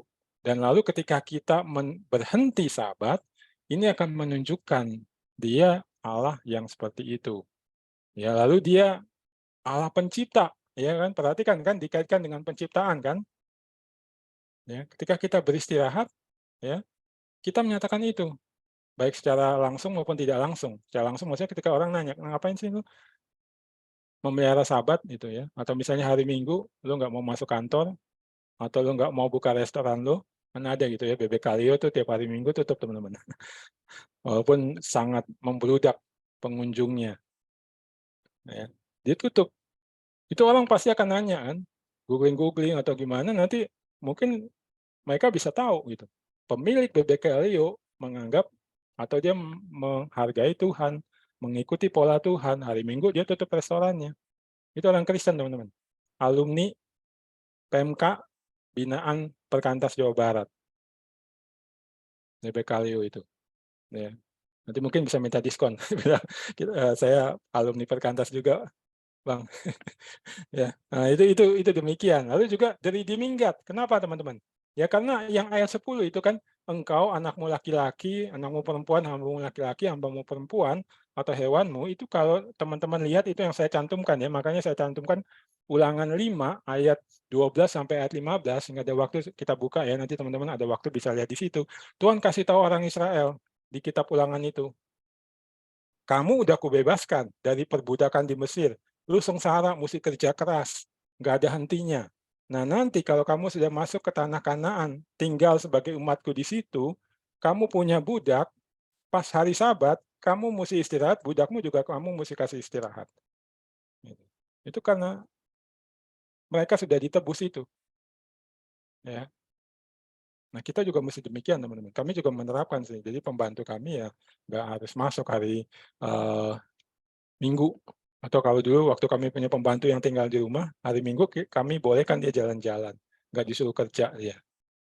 Kami terapkan itu. Ya, nanti karena begitu kan, misalnya diterapkan kayak gitu kan, nanti kan akan nanya, kenapa? Oh ini, Tuhan yang menebus aku dari perbudakan ya, perbudakan dosa. Nah aku juga nggak memperbudak orang, untuk menunjukkan dia membebaskan manusia dari perbudakan dosa.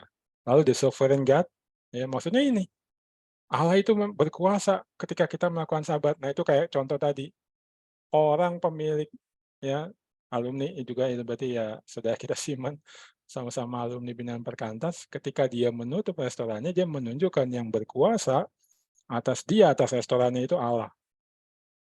Bukan dia misalnya, atau mungkin ya siapa saudaranya gitu yang misalnya mau maksa-maksa, buka juga dong hari Minggu, untungnya nanti banyak, cuan banyak dapat gitu misalnya. Enggak,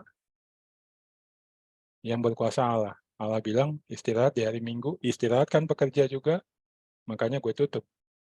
Gitu. Itu teman-teman. Ya, nah, jadi kalau teman-teman ya syukur kalau teman sudah mempraktekkan sabat juga ya kepada diri atau kepada orang lain. Ingat itu worth it dikerjakan, harus dikerjakan kalau mau menunjukkan siapa Allah kita gitu. Selain kita memang butuh istirahat, ya pembantu, rekan kerja, anak buah, itu dia butuh istirahat juga. Tapi ada yang lebih besar, kita menunjukkan siapa Allah kita. Ya. Itu yang keempat. Oke, lalu kita maju yang kelima. Ya ini, firman yang kelima ya menunjukkan he is a God of authority, provision and generosity. Ya, nah ini hormatilah ayahmu dan ibumu supaya lanjut umurmu di tanah yang diberikan Tuhan Allahmu kepadamu.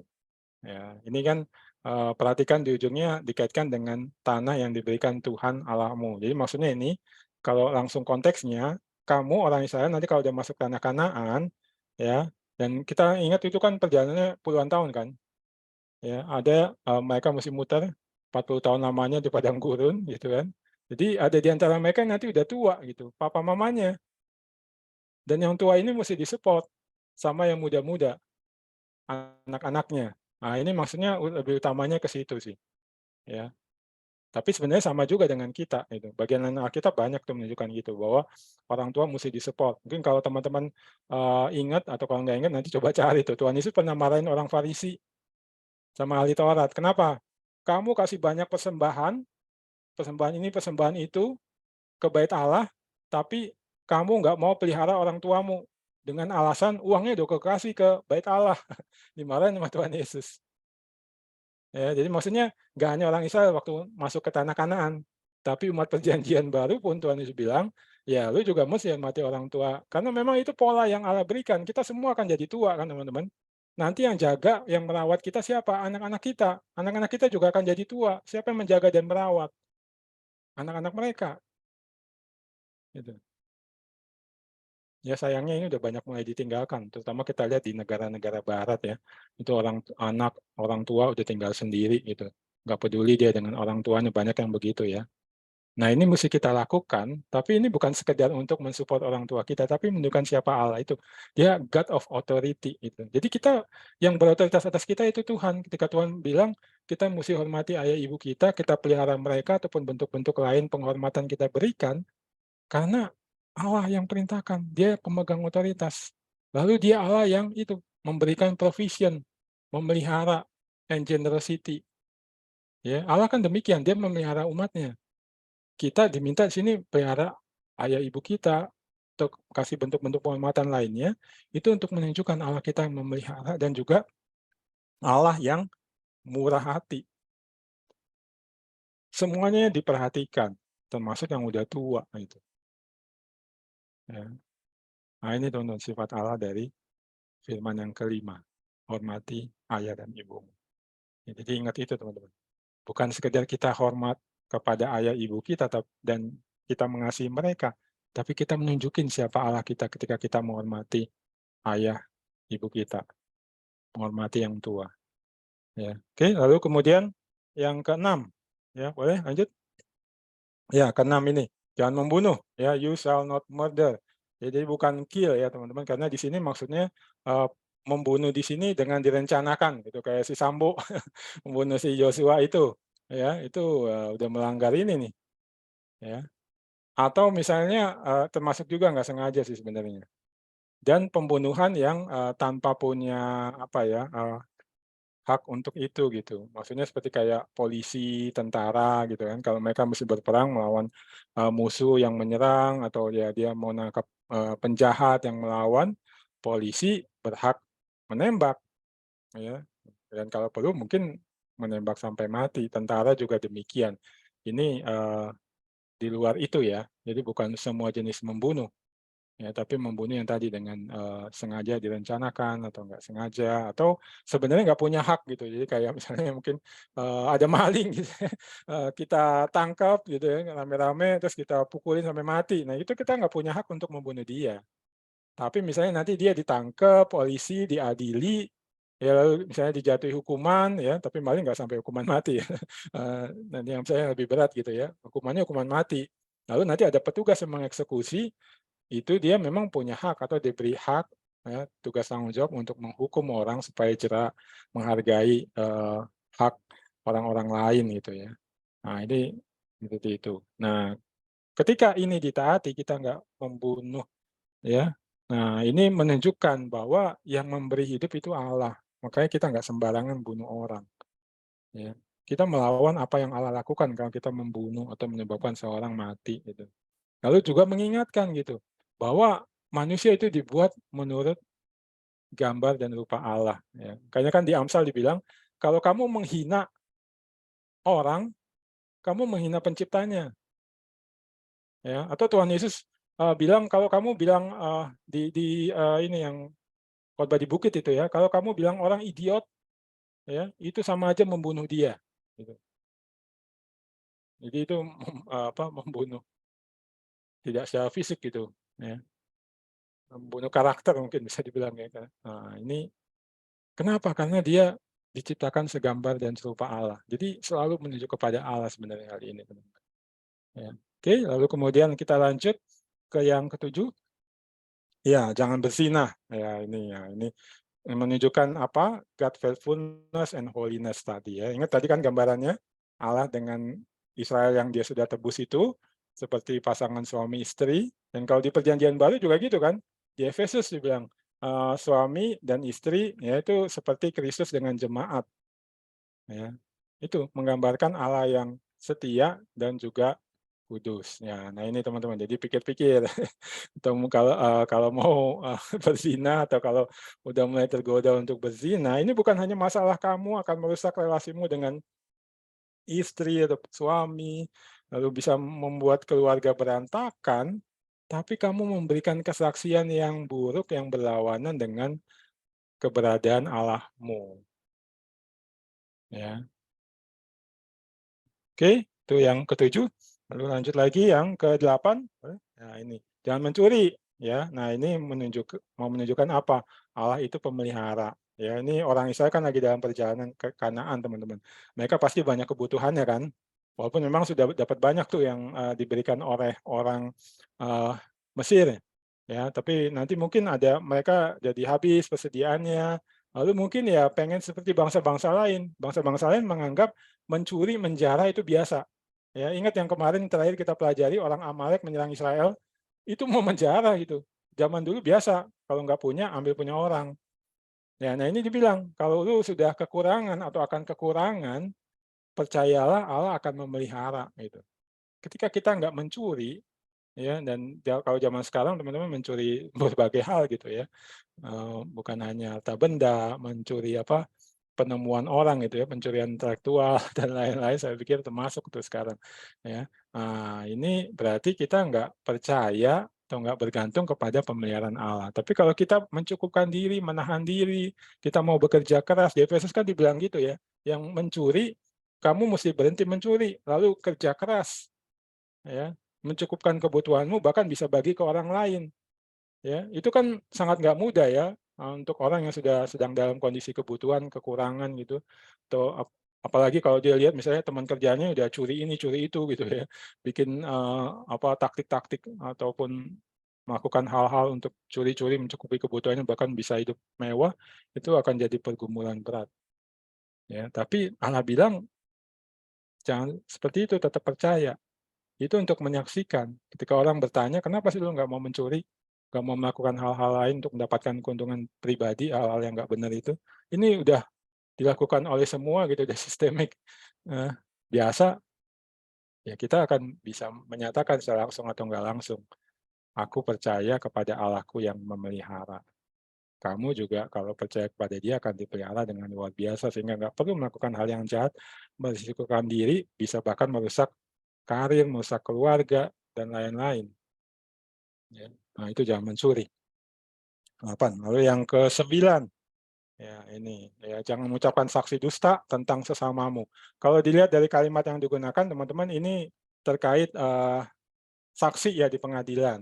Tapi kalau dilihat, ya ini lebih jauh, kalimatnya juga bisa merefer kepada seluruh bentuk menyatakan hal yang bohong, dusta, tidak seperti apa adanya, atau tidak seperti yang terjadi.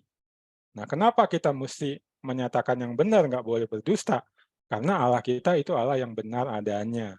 Ya, tidak ada dusta di dalam Dia gitu dinyatakan ya. Bahkan Tuhan Yesus kan ingetin ya di Perjanjian Baru, kalau kamu suka berdusta, iblis itu bapamu, bukan Allah bapamu. Karena Allah bapamu itu selalu benar. Dia berkata yang benar, melakukan yang benar. Nah ini teman-teman ya, jadi ingat kalau udah biasa berdusta, berbohong, atau mulai tergelincir di dalam hal itu, cepat-cepat bertobat ya. Karena ingat, ini bukan sekedar kamu menyatakan benar gitu, tapi kamu menunjukkan Allah yang telah menyelamatkan kamu, itu Allah yang berkata dan berlaku benar. Dia yang layak dipercaya. Itu 9, dan yang terakhir ya. 10, nah ini jangan mengingini rumah samamu, istrinya, hambanya laki-laki, perempuan, ya, atau lembunya, keledainya, atau apapun yang punya sesamamu. Nah ini mirip dengan yang sebelumnya teman-teman. Ini menyatakan kesetiaan Tuhan, kebaikan Tuhan, dan provision atau pemeliharaan Tuhan. Jadi Allah akan setia, ya, terus menyatakan kemurahannya, terus memelihara hidup umatnya. Karena kalau kembali dari konteksnya, mereka kan akan menuju tanah Kanaan, lalu kemudian nanti ya tinggal di Kanaan, itu kan kayak orang baru pindah gitu ya, baru pindah pekerjaan, baru pindah tempat, kan hidup itu sulit gitu untuk mencukupkan diri. Nah ini mereka seperti itu. Jadi Allah memang kontekstual menyampaikan firman-Nya, atau kalau kalimat lain hukum-hukumnya ini, rule-nya ini. Dia kontekstual. Jadi orang Israel dalam perjalanannya itu, atau nanti ketika awal-awal hidup di Kanaan, dia mungkin hidupnya sulit, atau dia lihat akan menjadi sulit, lalu dia kepengen punya rumah sesamanya dia, atau pengen istri sesamanya dia. Nah ini beda dengan berzina ya teman-teman. Ini maksudnya apa? Dia lihat istri tetangganya itu lebih jago mengelola rumah, ngurusin rumah lebih jago ngurusin ladang misalnya, lebih jago dagang misalnya, lebih jago memelihara ternak misalnya. Dia pengen, ya udah gue punya si dia ini gitu. Jadi bukan sekedar kecantikan atau seksual ya teman-teman, tapi kemampuan istrinya untuk memprovide, mencukupkan yang dibutuhkan, mengatur. Nah, dan makanya itu nanti habis itu muncul kan hamba laki-laki, hamba perempuannya juga yang bekerja di ladang, melihara ternak, ngurusin rumah dan lain-lain supaya kehidupan itu bisa berjalan dan terpelihara. Lalu juga lembu, keledai, apapun yang dipunyai sama itu maksudnya alat-alat perlengkapan untuk berladang dan lain-lainnya. Ya. Nah, itu jangan iri ya. Dan ini baru, perhatikan teman-teman, keinginan. Belum sampai mencuri, ngambil gitu. Ya. Keinginan pun udah salah. Ya, dan Tuhan Yesus sudah nyatakan tuh di Lukas 12 ayat 15 ya. Perhatikan, take heed ya, and hati-hati, beware of covetousness. Ya, karena hidup manusia tidak bergantung kepada kelimpahan yang dia miliki, tapi bergantung pada siapa? Pada Tuhan yang setia, murah hati, menyediakan apa yang diperlukan. Nah ini teman-teman, ketika kita tidak mengingini, apalagi sampai ngambil punya orang, demi kehidupan kita terpelihara, atau mungkin lebih baik terpelihara, lebih tercukupi, dan lain-lain, kita menunjukkan bahwa kita percaya kepada Allah kita yang setia, dia murah hati, dan dia akan mencukupkan apa yang kita perlukan. Nah ini 10 hukum itu. Ya. Atau lebih tepatnya 10 firman ini. Ya. Oke, boleh slide berikutnya. Nah, boleh. Berikutnya, jadi kalau mau disimpulkan, ya the 10 words, rule of life, ini bukan sekedar aturan teman-teman, yang mau membatasi kita, mengekang, mesti begini, nggak boleh begitu, apalagi membuat kita nggak bisa have fun gitu dalam hidup kita. Ya, boleh klik lagi. Ya, silakan. Ya, tapi cara untuk saksikan Tuhan lewat kehidupan kita sebenarnya. Dan menurut saya makanya ini worth it dilakukan, teman. Amat worth it. Ya, tadi sebelum pelayanan ini, pagi-pagi saya nganterin istri saya, dia ada pelayanan. di Jakarta Pusat itu gereja Anglikan gitu, pelayanan buat para alumni ya. Lalu ya habis itu ya tentunya pulang ke rumah gitu ya. Sambil nyetir saya merenungkan bagian firman ini gitu dan melihat di jalan itu misalnya banyak orang lawan arus gitu atau dia belok di tempat yang sebenarnya dia nggak boleh belok di situ ya, hampir nabrak orang gitu ya. Saya jadi ingat gitu, ya saya selama mengemudi berkendara dari tahun 2015 itu selalu berusaha gitu, nggak ngelawan arus atau muter balik memang di tempat muter balik walaupun itu jauh, ya mungkin macet pula ke sana ya. Nah, berdasarkan firman ini ya saya makin diteguhkan gitu, untuk nggak jadi kayak orang-orang yang sembarangan mengemudi atau berkendara itu. Ya karena itu bukan sekedar saya ikuti aturan lalu lintas, bukan sekedar supaya saya aman, bukan sekedar supaya orang lain aman. Ya nggak ketabrak, ya, ataupun juga bukan sekedar supaya nggak terjadi kemacetan. Tapi ketika saya mengemudi ikutin aturan itu, mengupayakan nggak ada macet nggak bertambah, ataupun mengupayakan lebih aman, safe di jalan buat saya ataupun orang lain, saya menunjukkan siapa Allah saya yang benar adanya. Dan menurut saya itu worth it gitu, semuanya. Dan juga hal-hal yang lainnya. Ya, bayar harga yang lebih mahal dalam pelayanan, ya, dalam pekerjaan, dalam mengurus keluarga, ya, dan lain-lainnya, ya, sesuai dengan firman Tuhan. Mungkin kita dipandang aneh, ya, dipandang bodoh, ya, nggak apa-apa. Atau bahkan misalnya orang nggak peduli gitu. Dia lihat tapi dia nggak peduli, nggak memberi respon yang positif terhadap Allah misalnya, ya nggak apa-apa. Yang penting Allah saya melihat itu bahwa saya sudah berusaha menyaksikan Dia lewat setiap hal yang saya lakukan di dalam hidup saya. Worth it saya mengikuti apa yang Dia firmankan dalam setiap perkataan, setiap perbuatan saya. Dan saya harap ini juga yang teman-teman bisa pegang. 10 words a rule of life. Itu menyampaikan hal ini. Ya, dan saya mau tutup dengan mengajak melihat kembali Yesaya tadi, teman-teman. Ya, Yesaya 42. Ya, boleh slide berikutnya. Nah, ini teman-teman.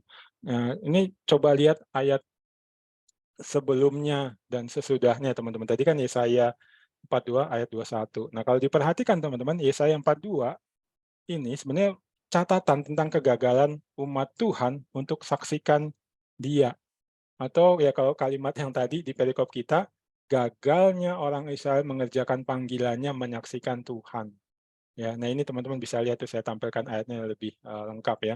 My servant maksudnya ini ke orang Israel teman-teman ya. My servant hambaku itu Israel is truly blind. Mereka benar-benar buta. Buta maksudnya apa? Mereka nggak bisa melihat Tuhan yang hadir bekerja di tengah mereka. Ya, lalu my messenger ini juga menjadi kepada orang Israel is truly deaf. Maksudnya mereka itu benar-benar tuli, super tuli itu. Ya kalau bahasa sekarang mungkin. Super tuli maksudnya apa? Mereka nggak mau dengar, nggak mau taat, atau mereka dengar tapi gagal menaati firman Tuhan. Ya. Nah ini lalu tambahin lagi, my covenant partner, ya jadi jelasnya orang Israel kan, covenant yang kita lihat tadi, Allah dengan orang Israel kan, the servant of the Lord, orang Israel itu, is truly blind, mereka benar-benar buta akan apa yang sudah Allah nyatakan, lakukan buat mereka, dan ini sudah jauh loh dari perikop kita kan, peristiwa perikop kita ya, jadi kalau kita perhatikan berkali-kali orang Israel memang jadi buta, jadi tuli, nggak mau taat, atau gagal melihat Tuhan yang hadir, berfirman dan bekerja di tengah mereka. Ya, lalu 20, you see many things but don't comprehend. Ngelihat banyak hal tapi nggak ngerti juga. Their ears are open but do not hear. Coba dengerin tapi nggak benar-benar dengar untuk menaati. Maksudnya gitu. Lalu yang tadi ayat 21. The Lord wanted to exhibit His justice by magnifying His law and displaying it. Jadi Tuhan mau menunjukkan siapa Dia lewat orang Israel yang menaati firman-Nya. Tapi mereka gagal karena mereka tuli dan buta secara rohani. Dan akhirnya mereka cuma jadi yang ayat 22 itu. But these people are looted and plundered. Jadi mereka itu diserang, ya dijarah, ya lalu ditawan itu. All of them are trapped in pits and held captive in prison. Ya, itu dia. Lalu di carried away as loot, jadi dibawa, ditawan ya sebagai jarahan. Itu orang Israel jadi budak di Babel. Sebelumnya yang Israel Utara jadi budaknya orang Asyur. They were carried away as plunder and no one say bring them back. Yang nggak ada yang mau menyelamatkan, nggak ada yang mau bawa kembali. Maksudnya apa? benar-benar jatuh nilainya, nggak berharga bahkan di mata bangsa-bangsa. Seharusnya bangsa-bangsa bisa melihat orang Israel ini unik, umat pilihan Allah yang menyatakan Allah di tengah dunia ini kepada mereka, menyatakan Allah kepada mereka. Tapi Israel gagal, teman-teman. Nah, dalam perenungan saya ketika mempersiapkan ini ya memang nggak mudah, teman-teman, buat kita. Ya, karena kita juga masih dalam proses pengudusan ya, menjadi makin serupa dengan Kristus. Kita bisa saja gagal, bahkan mungkin banyak kali gagal. Dari 10 firman ini aja mungkin jangan-jangan 10-10-nya kita udah pernah atau sedang gagal gitu. Ya. Nah, tapi boleh slide berikutnya? Ya. Ini, syukur ada anugerah tersedia bagi kita. Nah, ini di Yesaya juga, ini saya lupa cantumkan nih, tapi ini di Yesaya 43 ya teman-teman ya, untuk catatan teman-teman, Yesaya 43. Jadi kalau maju dari 42 itu ada anugerah buat orang Israel. Tuh lihat ayat 3 dibilang, "For I am the Lord of your God, the Lord your God, the Holy One of Israel, your deliverer." Ya, karena aku Tuhan Allahmu yang Maha Kudus dari Israel adalah penyelamatmu. I have handed over Egypt as ransom price. Jadi aku telah menyerahkan Mesir sebagai tebusan. Ya, jadi Tuhan bilang, dia udah kayak ngelepasin Mesir gitu, demi mendapatkan orang Israel. Ya, jadi ini pernyataan cinta Tuhan atau komitmen cinta Tuhan, teman-teman. Ini saya ngebayang kayak gambar yang saya cantumkan itu, yang di film Iron Man, ya, menyatakan I love you 3000 gitu kan. Itu anaknya kan bilang ke Iron Man itu ya. Lalu habis itu Iron Man bilang ke istrinya si Pepper Pot itu, tadi anak kita bilang ke aku, dia ngasih aku 3.000. Kamu dikasih berapa? 500, 1.500. Gue dong 3.000 gitu. Jadi lebih dikasihi gitu. Jadi seperti yang saya bilang tadi di awal juga ya teman-teman. Tuhan mengasihi Mesir. Di Yesaya 19 itu dibilang, Tuhan akan menebus orang Mesir juga, sehingga di Mesir akan ada altar atau mezbah untuk Allah. Mereka akan menyembah Allah, beribadah kepada Allah. Tapi Tuhan bilang, aku ngasih Mesir, tapi aku lebih mengasihi kamu. Bahkan lebih mengasihi Ethiopia dan Seba. Dan perhatikan teman-teman, ini dua bangsa sekaligus. Lalu nanti ayat 4, since you are precious and special in my sight, kan itu yang tadi di perikop kita kan, a special, harta yang spesial gitu, ya, kepunyaanku yang spesial. Ini mengingatkan itu. And I love you, I will hand over people in place of you, nation in place of your life. Bangsa-bangsa. Jadi bukan hanya Mesir, bukan hanya Ethiopia dan Seba, tapi bangsa-bangsa, Allah bilang, gue rela lepasin gitu, untuk menebus kamu, ini bayarannya mereka, gue dapetin lo kembali, walaupun lo udah gagal. Ya, nah ini anugerah buat kita masih tersedia. Ketika mungkin saat ini teman-teman, kamu mendapati kamu gagal, menaati firman Tuhan, gagal mengerjakan panggilan, menyaksikan dia dengan hidup taat terhadap firman-Nya, ada anugerah ini. Ya, yang boleh berikutnya. Dan buat kita sungguhnya telah diberikan anugerah yang lebih besar. Ya, slide berikutnya. Nah ini, boleh klik. Sebab lebih dari Mesir, klik lagi. Ya, lebih dari Ethiopia, ya boleh. Lebih dari Sheba, dan lebih dari bangsa-bangsa. Ya, oke, klik lagi. Siapa yang telah diberikan Tuhan sebagai ganti kita atau yang dilepaskan Tuhan, yaitu Kristus. Nah, itu Roma 5 ayat 8 saya tampilkan di sebelahnya ya. But God demonstrates His own love for us in this, while we still sinner, Christ died for us. Tuhan telah menunjukkan kasih-Nya kepada kita, yaitu ketika kita masih berdosa, atau kita adalah pendosa-pendosa, kita masih pendosa-pendosa, Kristus telah mati bagi kita. Yaitu Kristus yang mati di kayu salib, teman-teman, itu pernyataan komitmen kasih Tuhan yang paling besar. Karena bukan hanya Mesir, satu bangsa, atau Ethiopia dan Seba, dua bangsa, tapi banyak bangsa, lebih dari banyak bangsa, itu yaitu anaknya sendiri. Atau bisa dibilang dirinya sendiri, dia korbankan untuk dapetin kita. Ya. Nah ini harusnya teman-teman membuat kita, kalau memang sudah sempat gagal, mengerjakan panggilan kita, menyaksikan Allah dan dengan menaati firman, kita bisa balik berjuang. Allah nggak membuang kita, karena dia udah mengasihi kita sedemikian rupa dengan Kristus itu, yang mati di kayu salib. Dan harusnya mendorong kita untuk berdoa, berjuang, menaati firman-Nya supaya bisa menyaksikan dia. Karena ya ini, harga yang paling mahal, tebusan yang paling mahal tadi diberikan untuk mendapatkan kita kembali. Ya. Mari kita berdoa. Bapa, kami bersyukur untuk apa yang kami bisa pelajari sore hingga malam ini. Kami bisa belajar dari 10 firman bahwa itulah tugas atau panggilan orang Israel yang telah Engkau tebus dengan kasih dan kuasa yang luar biasa.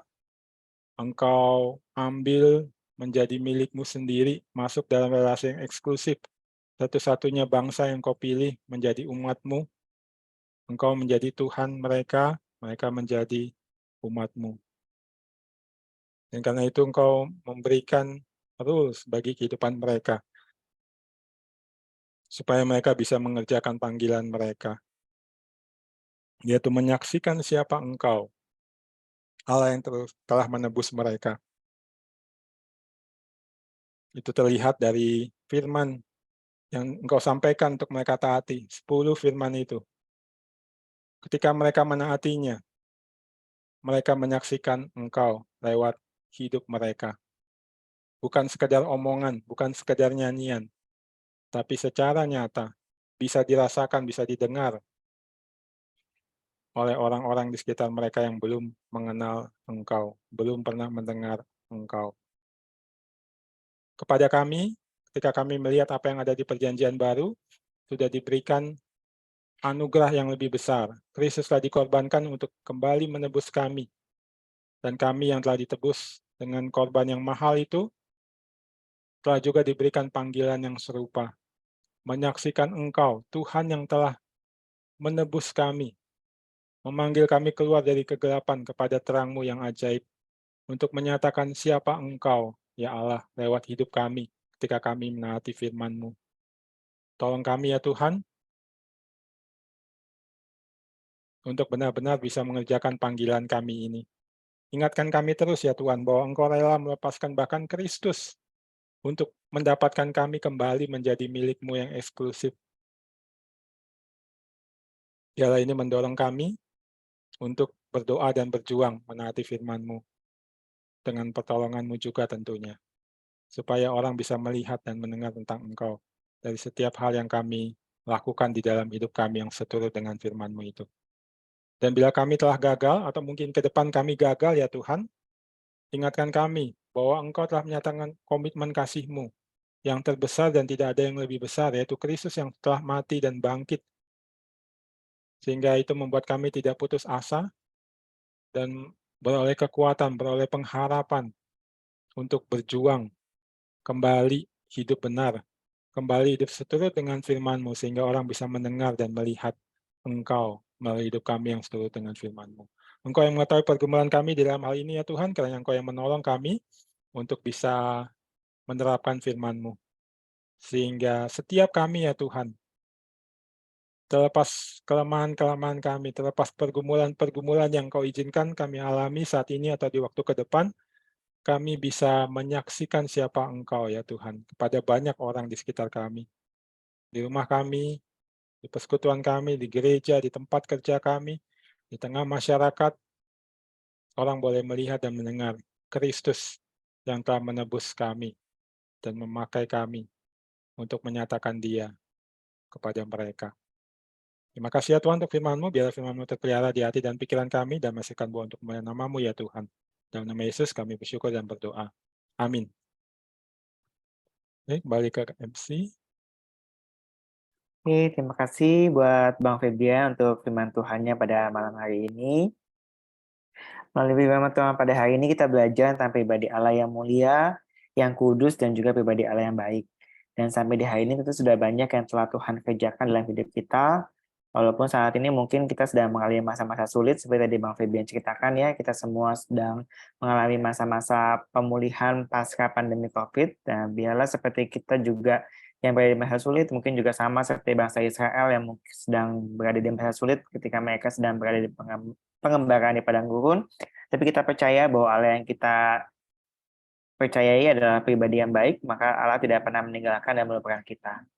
Mari kita meresponi firman Tuhan tadi dan bersyukur atas kebaikan Tuhan. Sambil memberikan persembahan, kita akan lagu pujian Kau Sangat Kucinta.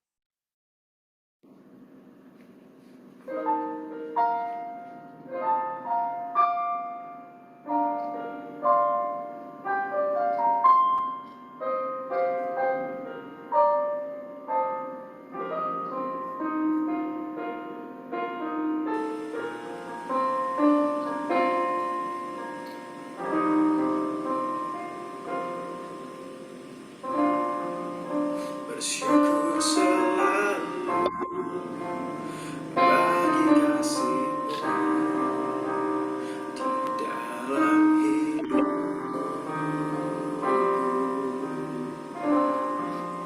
dan takkan ku ragu atas rencanamu untuk masa depanku.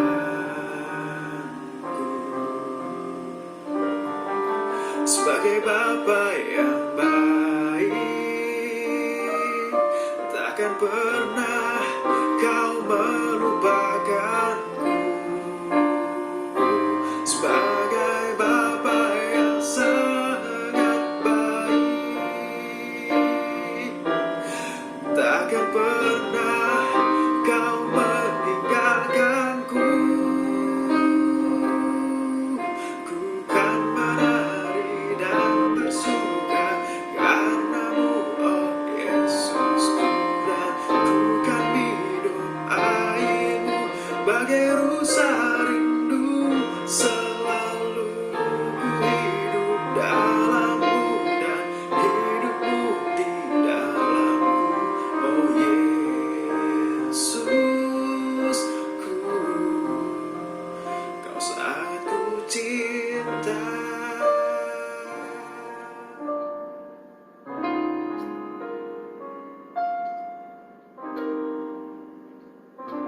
Mari bersama-sama kita bawa persembahan ini di dalam doa. Mari bersama-sama kita berdoa. Tuhan, terima kasih atas kesempatan kami boleh memberikan sebagian dari apa yang Tuhan telah berikan kepada kami. Biarlah ini sebagai wujud persembahan kami. Kami mensyukuri segala berkat-berkat Tuhan yang Tuhan adakan dalam kehidupan kami. Dan biarlah sekiranya segenap persembahan yang kami berikan boleh dipakai untuk pekerjaan Tuhan, terutama melalui pelayanan di Bible Study Club ke atas ini ya Tuhan. Terima kasih ya Tuhan, berkati setiap orang yang nanti mengelolanya, dan berkati juga setiap orang yang telah memberikannya. Tuhan jaga kami selalu ya Tuhan. Ampuni segala dosa kami, kami berdoa atas nama Putra Yang Tunggal, Tuhan kami Yesus Kristus. Terima kasih Tuhan Yesus, amin. Oke, saya serahkan kembali kepada panitia. Silakan pada panitia TPA. Ya, terima kasih Bang Finis atas pelayanannya. Ya, shalom teman-teman, kakak abang semua. Terima kasih sudah join kembali di BSC kita pada sore hari ini.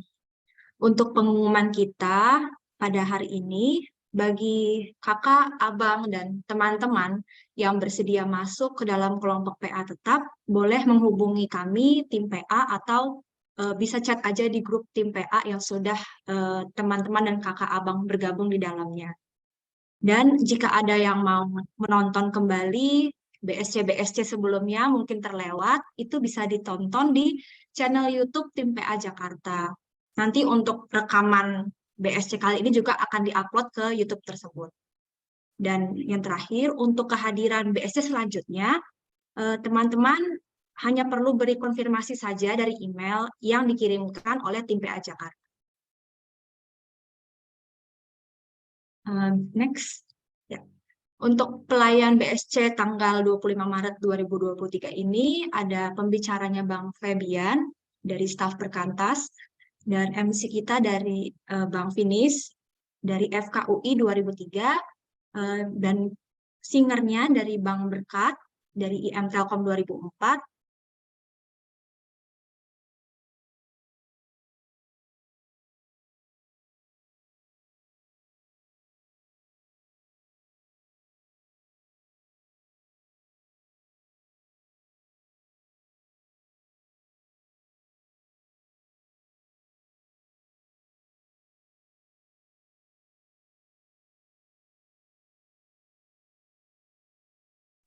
Oke, Abang Kakak, mohon maaf, sepertinya Kak Evi terputus sinyalnya. Aku izin lanjutkan.